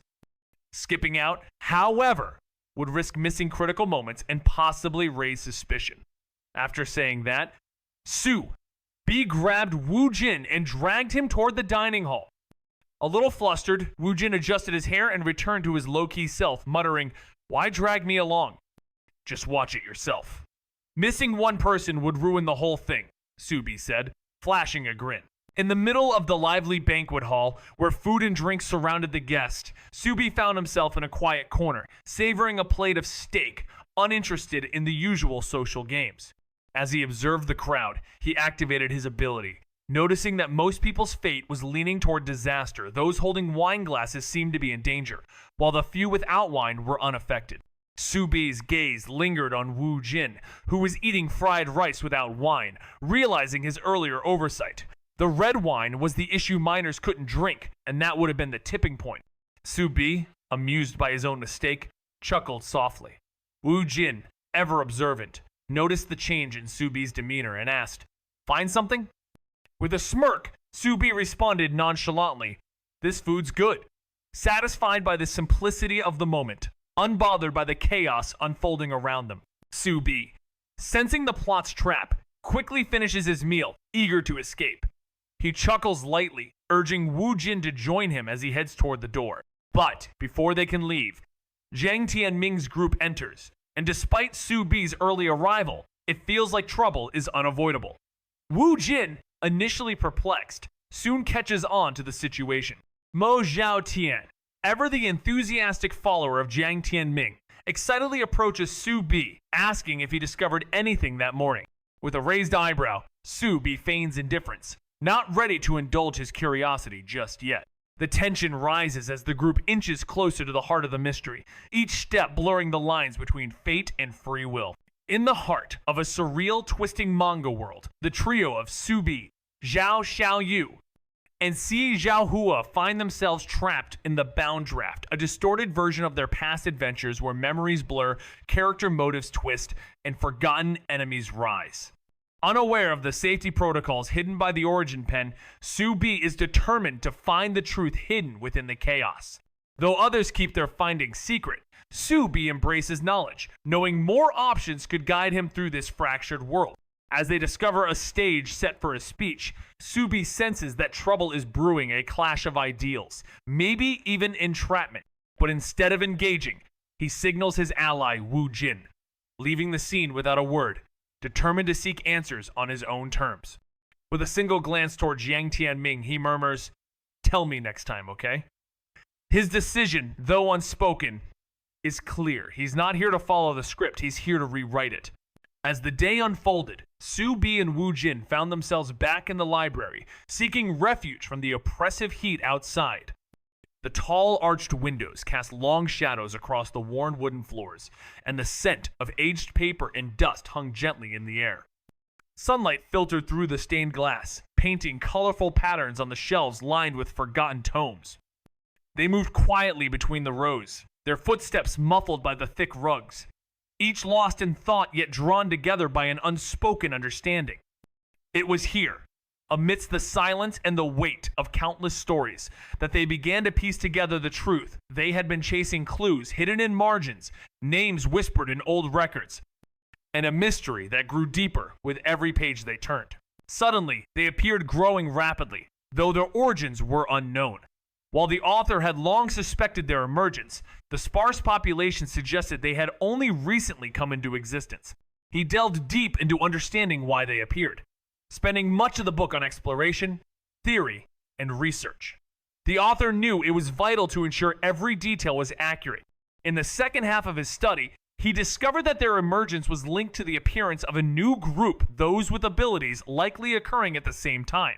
But this timing was strange. Digging into previous major events, he found that just a week earlier, the Aviation Bureau had reported a meteor set to strike Earth, but no trace of it was found. After further investigation, the author confirmed that the nightmare beasts and ability users were both caused by this meteor's arrival. Subi, convinced of the meteor's role, verified its existence, though its disappearance remained a mystery. Given the meteor's size, its absence was baffling. The author theorized it caused a shift in the planet's conditions before dissipating, but that revelation only led to more questions. Subi sighed, troubled by the prospect of finding a way to combat these beasts, knowing that if a meteor was indeed responsible, what could possibly be done to stop it? Trapped in a fractured world that mirrors their past, Subi and his companions must unravel the mystery of the Bound Draft, a manga universe distorted by time, memory, and emotion. In this strange prison, characters are not who they once were, and the world itself feels more like a glitch than a reality. With his last fragment of panel 23 in hand, Subi realizes that to escape, they must confront their own rewritten selves and face the terrifying possibility of erasing everything they know. As the trio navigates through twisted encounters and false dialogues, they come to terms with the idea that their fate may no longer be in the ink of the origin pen. But as the final panel awaits, Subi must make an impossible choice: to stabilize this broken world with their truth or let it all dissolve into nothingness. In a brave act of defiance, he tears the last page, not in despair, but in faith, letting the Bound Draft collapse into a new, unwritten path. In the latest twist of the story, Subi finds himself in a dire situation, trapped in a warped, corrupted world where everything feels scripted, emotions are hollow, and memories are distorted. He's surrounded by twisted versions of friends and foes, and even the very space he's in is a reflection of this broken narrative. Despite being stuck, Subi remains determined, seeking a way out. His thoughts wander as he wonders if he should seek help from someone, but even this idea feels wrong. After some contemplation, he realizes that the key might lie in asking for help from an unexpected source, the manga readers. Could they alter reality by believing in a solution? With newfound hope, Subi sees the path forward, a chance to rewrite his world and change everything. The manga world he's trapped in may just be the setting for something much bigger. Now, the real question is whether Subi and his companions can harness the power to create a new future, or if they'll remain trapped in the Bound Draft forever. Subi paused, his mind racing as he pondered his next move. Instead of seeking a simple solution, he reached out to manga consciousness, asking if it was possible to make readers believe the meteor could be solved, thus solving it itself. After a long silence, a reply came: possible, but you must create a flawless, logical solution. Subi's eyes gleamed. The meteor, he realized, was the source of the world's chaos and the nightmare beasts. The challenge was monumental. He needed to craft a backstory for the meteor, find a way for it to reappear, and, in doing so, eradicate the beasts and their powers. Subi meticulously mapped out a plan. He'd need Jiang Tianming to discover the meteor's origins and spread the word to readers through his profit account. It would take time, but at least now he had a direction, and that was all that mattered. Feeling a sense of relief, Subi turned to Woojin and suggested they step outside, knowing that the world beyond was likely in turmoil. The library was calm and still, with no expectation of any readers lingering, leaving the guards absent. However, The entrance was heavily guarded, with sentries standing on edge, seemingly bracing for unexpected disturbances. The distant sounds of combat echoed through the air, but the guards remained unmoving. Subi understood the situation. The mastermind had planned for this. The sentries were deliberately tense, their orders clear. Stay in place to prevent anyone from escaping or wasting resources. What do we do? Wu Jin asked, hesitating. Should I act? His true ability, Succubus, was powerful enough to charm a few guards, but using it would reveal his secret and invite his father's involvement. Without knowing that Subi lacked control abilities, Wu Jin hesitated to suggest the idea. Subi, however, was prepared. No need, he said, pulling out 2 invisibility charms. Wu Jin's eyes widened. Should have gotten some myself, he sighed. Subi didn't comment, trusting that the charm's effectiveness came from Manga consciousness's enhancements. Regular school charms would have been easily detected by professional equipment. With the charms activated, they confidently walked out of the library, heading toward the dining hall. In a world where the library was eerily quiet, no one expected anyone to stick around. Guards were nowhere to be seen, and yet, security remained tight at the entrance. Sentinels stood, eyes alert and filled with tension, as if bracing for an unexpected conflict. Distant sounds of chaos echoed, but they stood their ground, unmoving, understanding their role, prevent any escape and conserve resources. Wu Jin, feeling the weight of the situation, asked, "What should we do? Should I step in?" His true power, the ability to seduce, could make things easier, but it would expose him, drawing unwanted attention from his father. Subi, with calm composure, simply handed him 2 invisibility charms. Wu Jin sighed, wishing he'd gotten some himself. Subi, however, was confident. With the manga-enhanced abilities of the charms, there was little to fear. School-grade charms wouldn't stand a chance against professional detection. Using them, they left the library and strode boldly toward their next destination. In the heat of battle, Wu Jin's gear is compromised. His powers, a gift of destiny, collide with the fiery forces around him. But Subi knows what needs to be done. He silently watches, keen to test how far Wu Jin's abilities can captivate. Wu Jin, in perfect understanding, lifts his hair and reveals his flawless face, vanishing from sight. The scene becomes surreal. Subi catches a glimpse of a face, hauntingly beautiful, that draws the enemy in, paralyzing them with fascination. Though familiar with Wu Jin, Subi too feels the magnetic pull. The enemy, awestruck, stumbles forward, unaware of the chaos around them. His allies shout in vain, unable to break the trance. Wu Jin's power is not so easily disrupted. As one enemy falls into a spell, Chi Huang seizes the opportunity, easily defeating the remaining foes. A lone opponent arrives, and Chi Huang swiftly dispatches them. Feeling fortunate, had one more stayed, it could have been a different story. Yet, the scene is left with one lingering question. Where did the entranced enemy wander off to? Unconscious, he lay there, while Subi and Wu Jin stood before him. Chi Huang, overwhelmed with gratitude, approached him excitedly, thanking him for his help. Subi quickly corrected her, pointing to Wu Jin as the true hero. Chi Huang paused, realizing her mistake, and turned to Wu Jin, expressing her thanks. Wu Jin, though, simply shook his head, hesitant to elaborate. Subi, unfazed, handed Chi Huang an invisibility charm and urged her to explain what had happened. With a teasing smile, Chi Huang began recounting the events. During lunch, everyone had gathered in the banquet hall, except for the 2 of them. A long speech was delivered by the host, but soon after, a number of people in the hall were poisoned. The Fang family had isolated the victims for treatment, claiming no one could leave until they were healed for the sake of their reputation. By evening, they began handling those who were still conscious, locking up those who resisted, and dealing with others accordingly. Her story was brief, leaving out key details, and Subi quickly followed up with a question. How had she ended up separated from Jiang Tianming's group? And why was she alone? The group was supposed to be together, but when more enemies arrived, they split up. Chi Huang stayed behind to face 3 opponents alone, while the others dealt with the non-physical attackers. Despite the situation, she remained calm, focusing on the battle at hand. Subi, concerned about the poisoned individuals, shifted the conversation. Chi Huang, though confused, answered that the victims had been convulsing, but she didn't know their fate. The Feng family had moved them out of sight, making it difficult to gather more information. Su, be not distracted by the shift, firmly focused on finding the poisoned individuals first.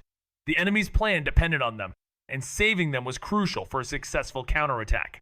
If the victims were simply unconscious, it was a strategy for leverage. If they were controlled, it would be far worse. Chi Huang, understanding the importance of the mission, agreed to Subi's course of action. She didn't have all the answers, but leading the way to the poisoned individuals seemed like the best option. With Su Bi and Wu Jin following behind, the team used their protective invisibility charms, staying out of harm's way unless faced with the powerful items in the enemy's arsenal. Su Bi wasn't one to complain. Instead, he casually suggested, "I'll create a scene on the first floor. You check where people are coming from." His companion hesitated, but Su Bi was confident. Finding people was a breeze for him. While many might rely on luck, Su Bi took a different route. His solution? Mental energy. He could scan a heavily guarded floor and detect clues hidden within. Intrigued, Chi Huang asked how he did it, and Su Bi, without hesitation, explained. His mental energy was well known, no harm in sharing that secret. He extended his mental energy up the stairs, bypassing the need to penetrate walls, choosing instead to map the floors one by one. He started with the third floor, but his gut led him to the 10th floor, not too high, not too low, betting that people would hide there somewhere in the middle. His luck wasn't great, but his intuition never failed. It wasn't until the 11th floor that he found traces of the hidden guests. Su Bi, never one to complain, suggested a plan. "I'll make a scene on the first floor, and you find out where people are coming from." But his partner, Chi Huang, knew Su Bi had another method. "No need," Su Bi said, shaking his head, confident in his ability to find people easily. Rather than rely on luck, he chose to use his mental energy, a technique that allowed him to find hidden clues in a heavily guarded area. Chi Huang was curious, and even Wu Jin leaned in. How did Su Bi seem to know everything? Mental energy, he explained. Knowing it was common knowledge, he had a high ability in this area. Chi Huang deflated, realizing mental energy was unique and could not be replicated by just anyone. Su Bi stretched his mental energy up the stairs, carefully avoiding obstacles. He scanned the 3rd floor, but found nothing, moving on to the 10th. It wasn't the top floor, but it was in the middle of the 18-story building, where he suspected guests might be hiding. Low floors were risky, and high ones too obvious. The 10th felt like a smart bet. Though his luck wasn't perfect, his intellect paid off when he discovered guarded traces on the 11th floor. Su Bi and his companions made their way to the 11th floor, where everything seemed deceptively calm. Yet, with a quick scan of the room, Su Bi sensed danger lurking in every corner, with enemies hiding in each space. The farthest room revealed a cryptic note from a friend, asking how they could get inside. A pen materialized, and Su Bi responded with uncertainty. Before he could react, another hand snatched the pen, adding a big question mark. It was clear the trio was dealing with an unpredictable situation, but at least one member of the group had a plan. Wu Jin took charge, suggesting they melt the lock to gain access, but warned of the risks involved. With a mix of curiosity and determination, the group proceeded, trusting Wu Jin's skills to get them through. As the lock melted under a small flame, Su Bi couldn't help but appreciate Wu Jin's resolve. He was willing to go to great lengths to protect their secret. A soft click echoed as the door cracked open, revealing a group of seemingly captured guests, all sipping wine and sitting in a lavish room. But the odd thing? They weren't unconscious. They were enjoying a lively party. The trio, including Su Bi, froze, realizing they'd made a mistake. Despite the signs of intoxication, everyone kept drinking. Su Bi quickly deduced the wine was laced with addictive drugs, orchestrated by the cousins' family to control them. Wu Jin had planned to use a special tactic to save them, but now it was unnecessary. No one wanted to leave.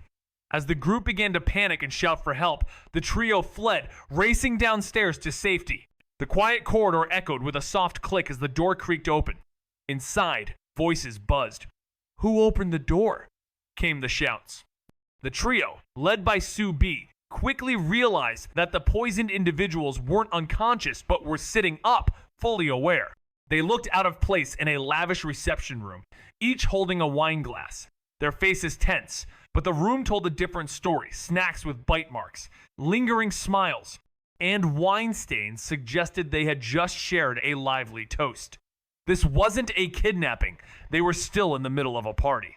But as the trio looked around, they began to feel they had made a grave mistake. Subi's heart sank as he realized the situation. These people hadn't been unconscious for long, yet they were still drinking the wine. Why? It could only mean one thing. The wine was laced with an addictive drug. The true purpose of the capture was becoming clear. Control, not leverage. The drugs had done their job. These guests didn't want to leave. What started as an attempt to save them had turned into a futile endeavor. The trio raced down the stairs, hearing the frantic shouts of "Help! Intruders!" as they fled. In the story, a touch of villainy allows Subi to navigate between factions, maintaining flexibility for the future. He suspects the Black Flash boss is researching ways to turn nightmare beasts into humans, believing this will eventually lead to manipulation. Meanwhile, Chi Huang, burning with anger, confronts Subi, accusing him of not warning others, especially Feng Lan. When it was important, Wu Jin steps in, attempting to calm Chi Huang, explaining that the warning would have been useless by the time most people had already drunk. Subi had, however, taken the wine to show he intended to help. Chi Huang, her anger fading, acknowledges Wu Jin's point, realizing that despite his detached attitude, Subi had actually contributed. Flustered by her outburst, Chi Huang reluctantly apologizes, acknowledging her misunderstanding. Subi, unfazed, understands this reaction was part of his plan. His misdirection had worked as expected. In the latest chapter, the team finds themselves stuck in a mysterious, corrupted world where nothing seems real and everything feels scripted. As they struggle to find a way out, Wu Jin tries to break the silence with an unexpected question about escape. The group realizes that leaving this place isn't going to be easy, as the paths to safety are heavily guarded by complex rules. Chi Huang suggests searching for Feng Lan, but it's soon revealed that he's gone missing, and no one knows where he is. Subi, ever the strategist, connects the dots and decides to search for Jiang Tianming's group, hoping they might have the answers. Their journey leads them to a battle-scarred garden, a haunting reminder of the conflict that's been going on, with unconscious or possibly dead enemies scattered around. With only vague leads, Chi Huang knows their enemies are still nearby, but the way forward is uncertain. The chapter ends with the characters caught between the fight for survival and the looming question of what truly lies beyond the pages. After a few winding turns, they spotted the group ahead, including some familiar faces and an unfamiliar bound girl. She was tied up, the rope glowing faintly in the distance. It was Jiang Tianming's new ability, Immortal Binding Rope, used almost immediately after it was learned. The others speculated who the girl might be, and Subi guessed it was likely Feng Lan's cousin. The group quickly gathered, and Chi Huang asked if the task had been handled. After confirming that it had, the conversation shifted to whether there was any intel to share.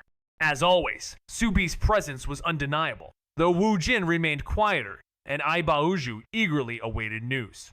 The tension simmered, with everyone on edge. But one thing was clear: the journey ahead would not be without surprises. Subi's gaze didn't waver as he studied the girl bound before him. As she turned, her features confirmed her identity. She was indeed Feng Lan's cousin.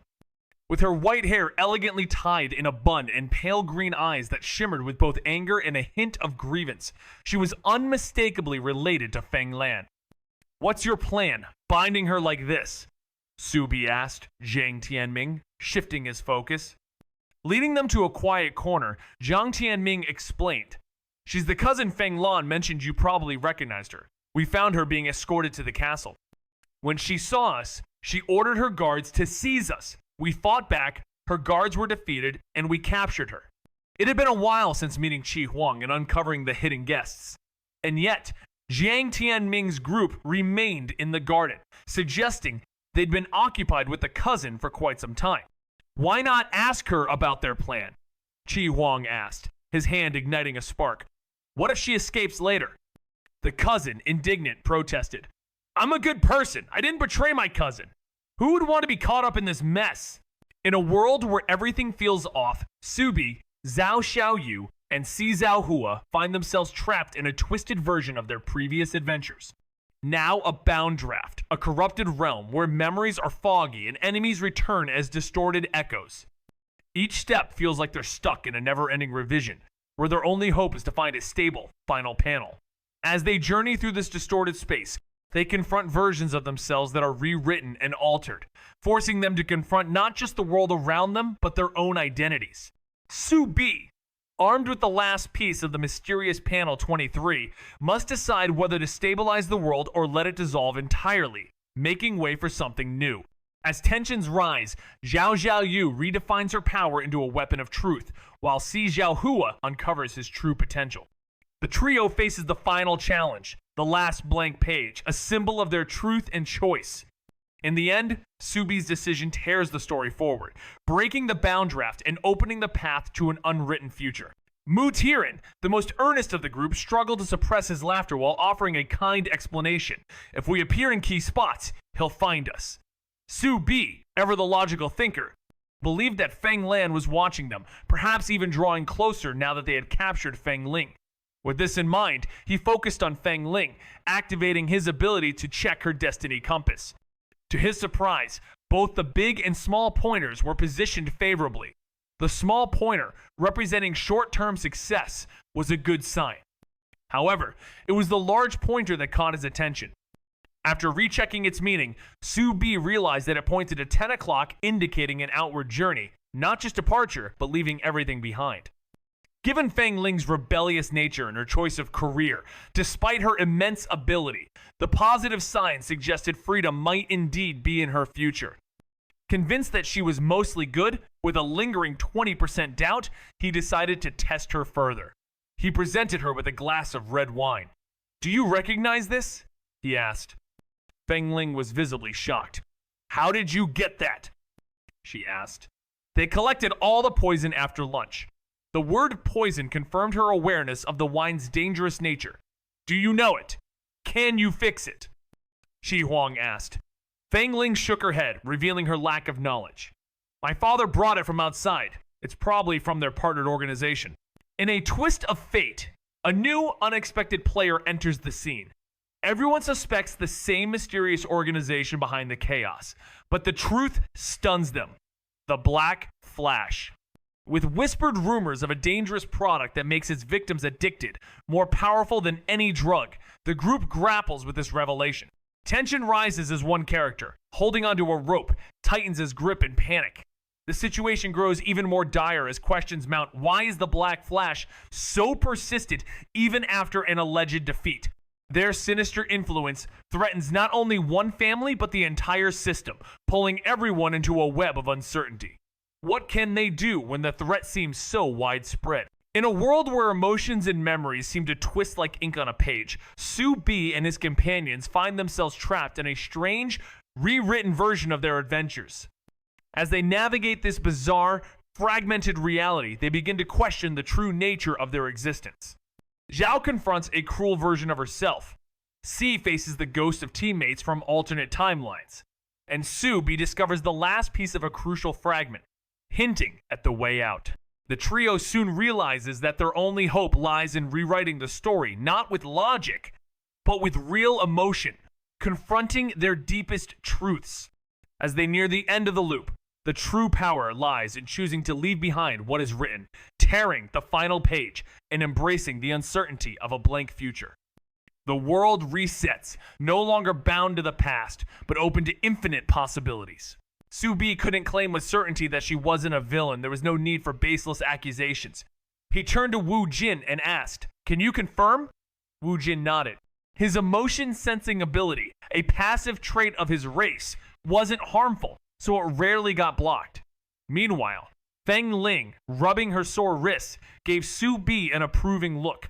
"You've got good instincts. After graduation, I can recommend you as a guest elder." "No thanks," Su B replied firmly. Feng Ling shot him a "you're no fun" look, but then remembered something important. "My amulet only lets the holder descend. If anyone else follows, both will face danger. Only one could leave, which might spark a fight in ordinary circumstances. But with the protagonist group, there was no worry. They all wanted to stay. Fleeing? Not a chance. Not for these protagonists. Who'll go down for help? Subi asked directly. Honestly, he was ready to leave. He had gained enough presence, gotten what he needed, and the others could handle things just fine without him. He wasn't a protagonist, after all. He didn't have their halo. The early stages had been about puzzles and exploration, but soon, it would turn into combat. In a world where time and fate are twisted, Subi and his companions face a reality where nothing is as it seems. As they struggle with the blurred memories of their past adventures, the group realizes they're trapped in an eternal cycle of revisions. Each decision seems predetermined, yet their desire to break free fuels their every action. When the team faces the challenge of descending safely, Subi remains calm, believing the others won't leave him behind. Despite Wu Jin's consideration of fetching reinforcements, it is clear that staying together is their only hope. As tensions rise and emotions blur, Subi must navigate the dangerous path ahead, knowing that each choice could lead them closer to freedom or trap them further in the draft's endless loop. With his quick wit and determination, he tries to master the impossible task, aware that even the smallest misstep could cost them everything. Subi, Zhao Xiaoyu, and Si Zhaohua find themselves trapped in a distorted version of their world, a place known as the Bound Draft, where everything is eerily familiar yet twisted. Characters speak unnervingly, their words almost scripted. Subi, sensing the trap, decides to press on. Zhao confronts a darker version of herself, now cruel and emotionless, while Si is haunted by teammates who seem to come from alternate timelines. Together, they realize they are stuck in a world that is constantly revising itself, and to escape, they must confront their deepest truths. Subi holds the last fragment of a powerful panel that may guide them to freedom, but he must choose between stabilizing this false reality or letting it collapse to make room for something new.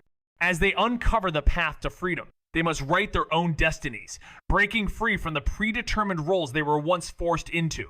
In a final act of defiance, Subi tears the last page, not in despair, but with hope, setting their world free to continue unwritten and limitless. The tension was palpable as manhwa stood, staring down Subi. The truth was a heavy burden, and spilling it could land him in a place worse than any enemy. With the poisoned guest still fresh on everyone's mind, the scene was tense as Subi handed the wine to manhwa. No time for pleasantries, only the matter at hand. The group of doctors wasted no time, hurrying off with the wine to focus on antidote research. Delaying was unthinkable. As manhwa's gaze hardened, he demanded, "Come with me! Explain everything again." He was determined to get to the bottom of it. He needed to know if Subi was hiding anything information about the Feng family's secrets, the allegiance of their members, and most importantly, if he knew the open day guest list. This was crucial for planning any sort of rescue and for notifying the right factions. After a round of honest responses, Subi made it clear that the guest list was not something he had access to, even if it would be easy for his organization to uncover. But he did know one name. Si Zhaohua's father was among the guests. Without hesitation, manhwa sent word to the Si family, knowing that their involvement could shift the tide. As the conversation ended, Subi's curiosity bubbled to the surface. "Aren't you going to rescue them now?" But the question hung in the air unanswered. Rescue? How? No one had a clear answer. In a tense moment, manhwa stood firm, determined to uncover every detail hidden within Subi's story. They were trapped in a web of lies and secrets, the truth too dangerous to expose. At the school gate, with a team of doctors and Ye Lin by his side, manhwa took action, ensuring no evidence was lost. As Subi handed over a bottle of wine, the urgency of the situation became clear. Time was running out, and every moment spent could affect lives. The question lingered in the air. Would the antidotes reach the poisoned victims in time? The big players, with their own agendas, had to act swiftly. Meanwhile, manhwa, with a cold glare, demanded answers from Subi, suspecting there was more to uncover. As the pressure mounted, Subi revealed his limited knowledge, confessing he didn't have the full guest list, but did know that one important guest, the father of Si Zhaohua, was involved. manhwa wasted no time sending a messenger to alert the Si family. Still, the gravity of the situation left Subi wondering aloud, "Aren't you going to rescue them now?" But manhwa's answer was chilling, as he questioned how anyone could hope to save them in such a tangled mess. Subi stood, his lips curling into a smirk. Do you really think infiltrating the Feng family is going to be easy? It was clear that it wasn't. Getting inside required meticulous planning, and their mountain, refined through countless generations, was almost impenetrable. Subi, ever resourceful, raised a question. What about flying in? Manhwa shook his head, then hesitated. The mount's protected by a barrier. Flying's possible, but tough. Still, it's the most straightforward way, though. We're still figuring out how to breach it. Subi nodded, understanding. Bureaucratic delays, unknown locations, inaccessible entry points. He had seen it all before. But none of that bothered him now. Stretching, he turned to leave. I'll stay in the dorm for the day. Good luck, teachers. But Manhwa wasn't done. Hold on, you're not just going to stand by after bringing this news. He sneered. You have to go with us. I brought the news, so why should I still have to go? Subi shot back, unfazed. Just then, Lei Zian entered, overhearing the exchange. With a chuckle, he added, You have to go. No choice about it. Subi was deep in thought as he examined the barrier. Full breach would take 10 days, a luxury too long for the students. But a small one-person gap could be managed more easily. He needed someone to help set his teleportation array inside the barrier to allow them to teleport in. Can't anyone else do it? Subi was about to decline the request, but Lei Zian interrupted. Setting up the array in the Feng family's place is tricky. The mountain's magnetic field drains the array's mental energy quickly. You, having been there, know the best spot. Reluctantly, Subi realized the logic in Lei Zian's words. He did know the perfect location. Sending someone else would risk delays, and if it failed, the blame would fall on him. With a sigh, he agreed. Fine. Call me when it's ready. I'll rest. As Subi walked away, Lei Zian turned to Manhwa, questioning his choice. Why him? Lei Zian hadn't lied about the urgency the array needed quick setup, but time wasn't critical. Anyone could do it, not just Subi, a student. Manhwa, gazing at Subi's retreating figure, responded, He's too solitary. Needs tempering. Every class has lone wolves. Never seen you care this much, Lei Zian remarked, puzzled. Manhwa shook his head. He's different. Subi's ability revolves around his connections with others. He can't function alone. Although his destiny gear is mysterious, it often requires people around him. Facing the Nightmare Beast would be impossible without allies. Even a lone wolf, strong in defense and offense, struggles when confronted with these creatures. While Subi is undeniably powerful, he's far from invincible, which makes building connections essential. Lei Zian sees the value in forming bonds during one's student years. The need for friends is vital, and without them, Subi might face hardship in the world of abilities. Despite his outward detachment, Subi is always surrounded by others, often at the center of the group. However, there's an emotional wall. He lacks the ability to connect deeply with people. His classmates yearn to reach out, but his cynicism and aloofness block them. Manhwa attributes this to Subi's past trauma, losing his parents and struggling without an emotional anchor. This sense of isolation mirrors Feng Lan's situation, but in a different way. In a world where reality twists like the pages of a manga, Subi lies in his dorm, exhausted by the weight of today's events. He hopes for a peaceful rest, but trouble knocks at his door. His friends bring urgent news. A Black Flash member infiltrated a government team, sabotaging his precious wine sample, leading to its destruction and the member's suicide. Yehlin, along with Manhwa and Lei Zian, expresses deep regret, offering apologies and concern over the loss.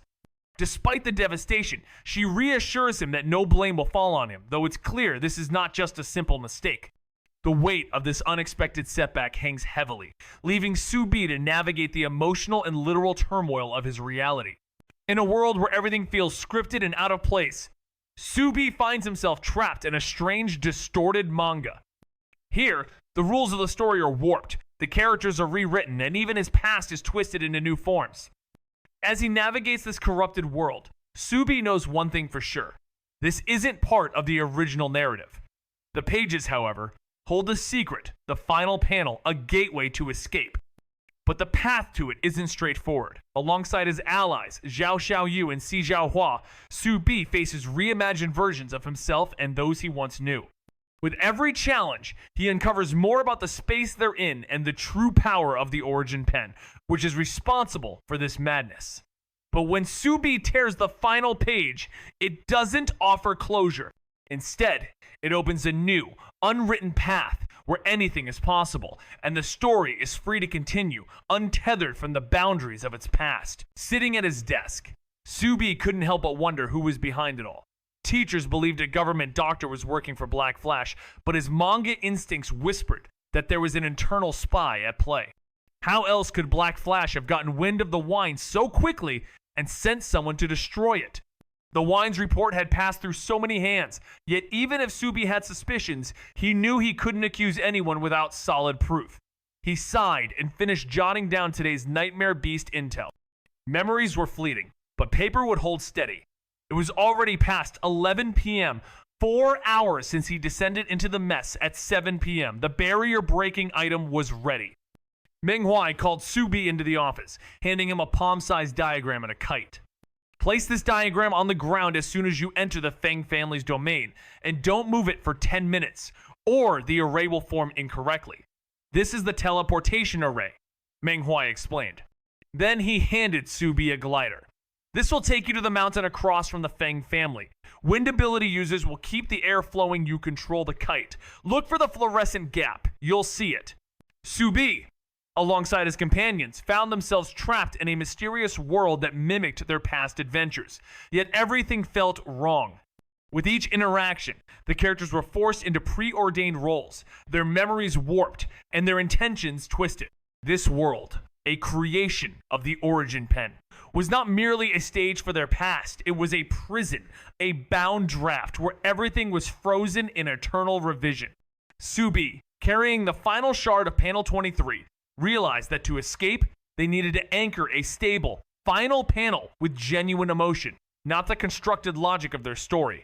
As they journeyed through this surreal space, Zhao Xiaoyu confronted a version of herself that was cruel and rewritten, while Si Zhaohua faced teammates from alternate timelines who accused him of stealing their destinies.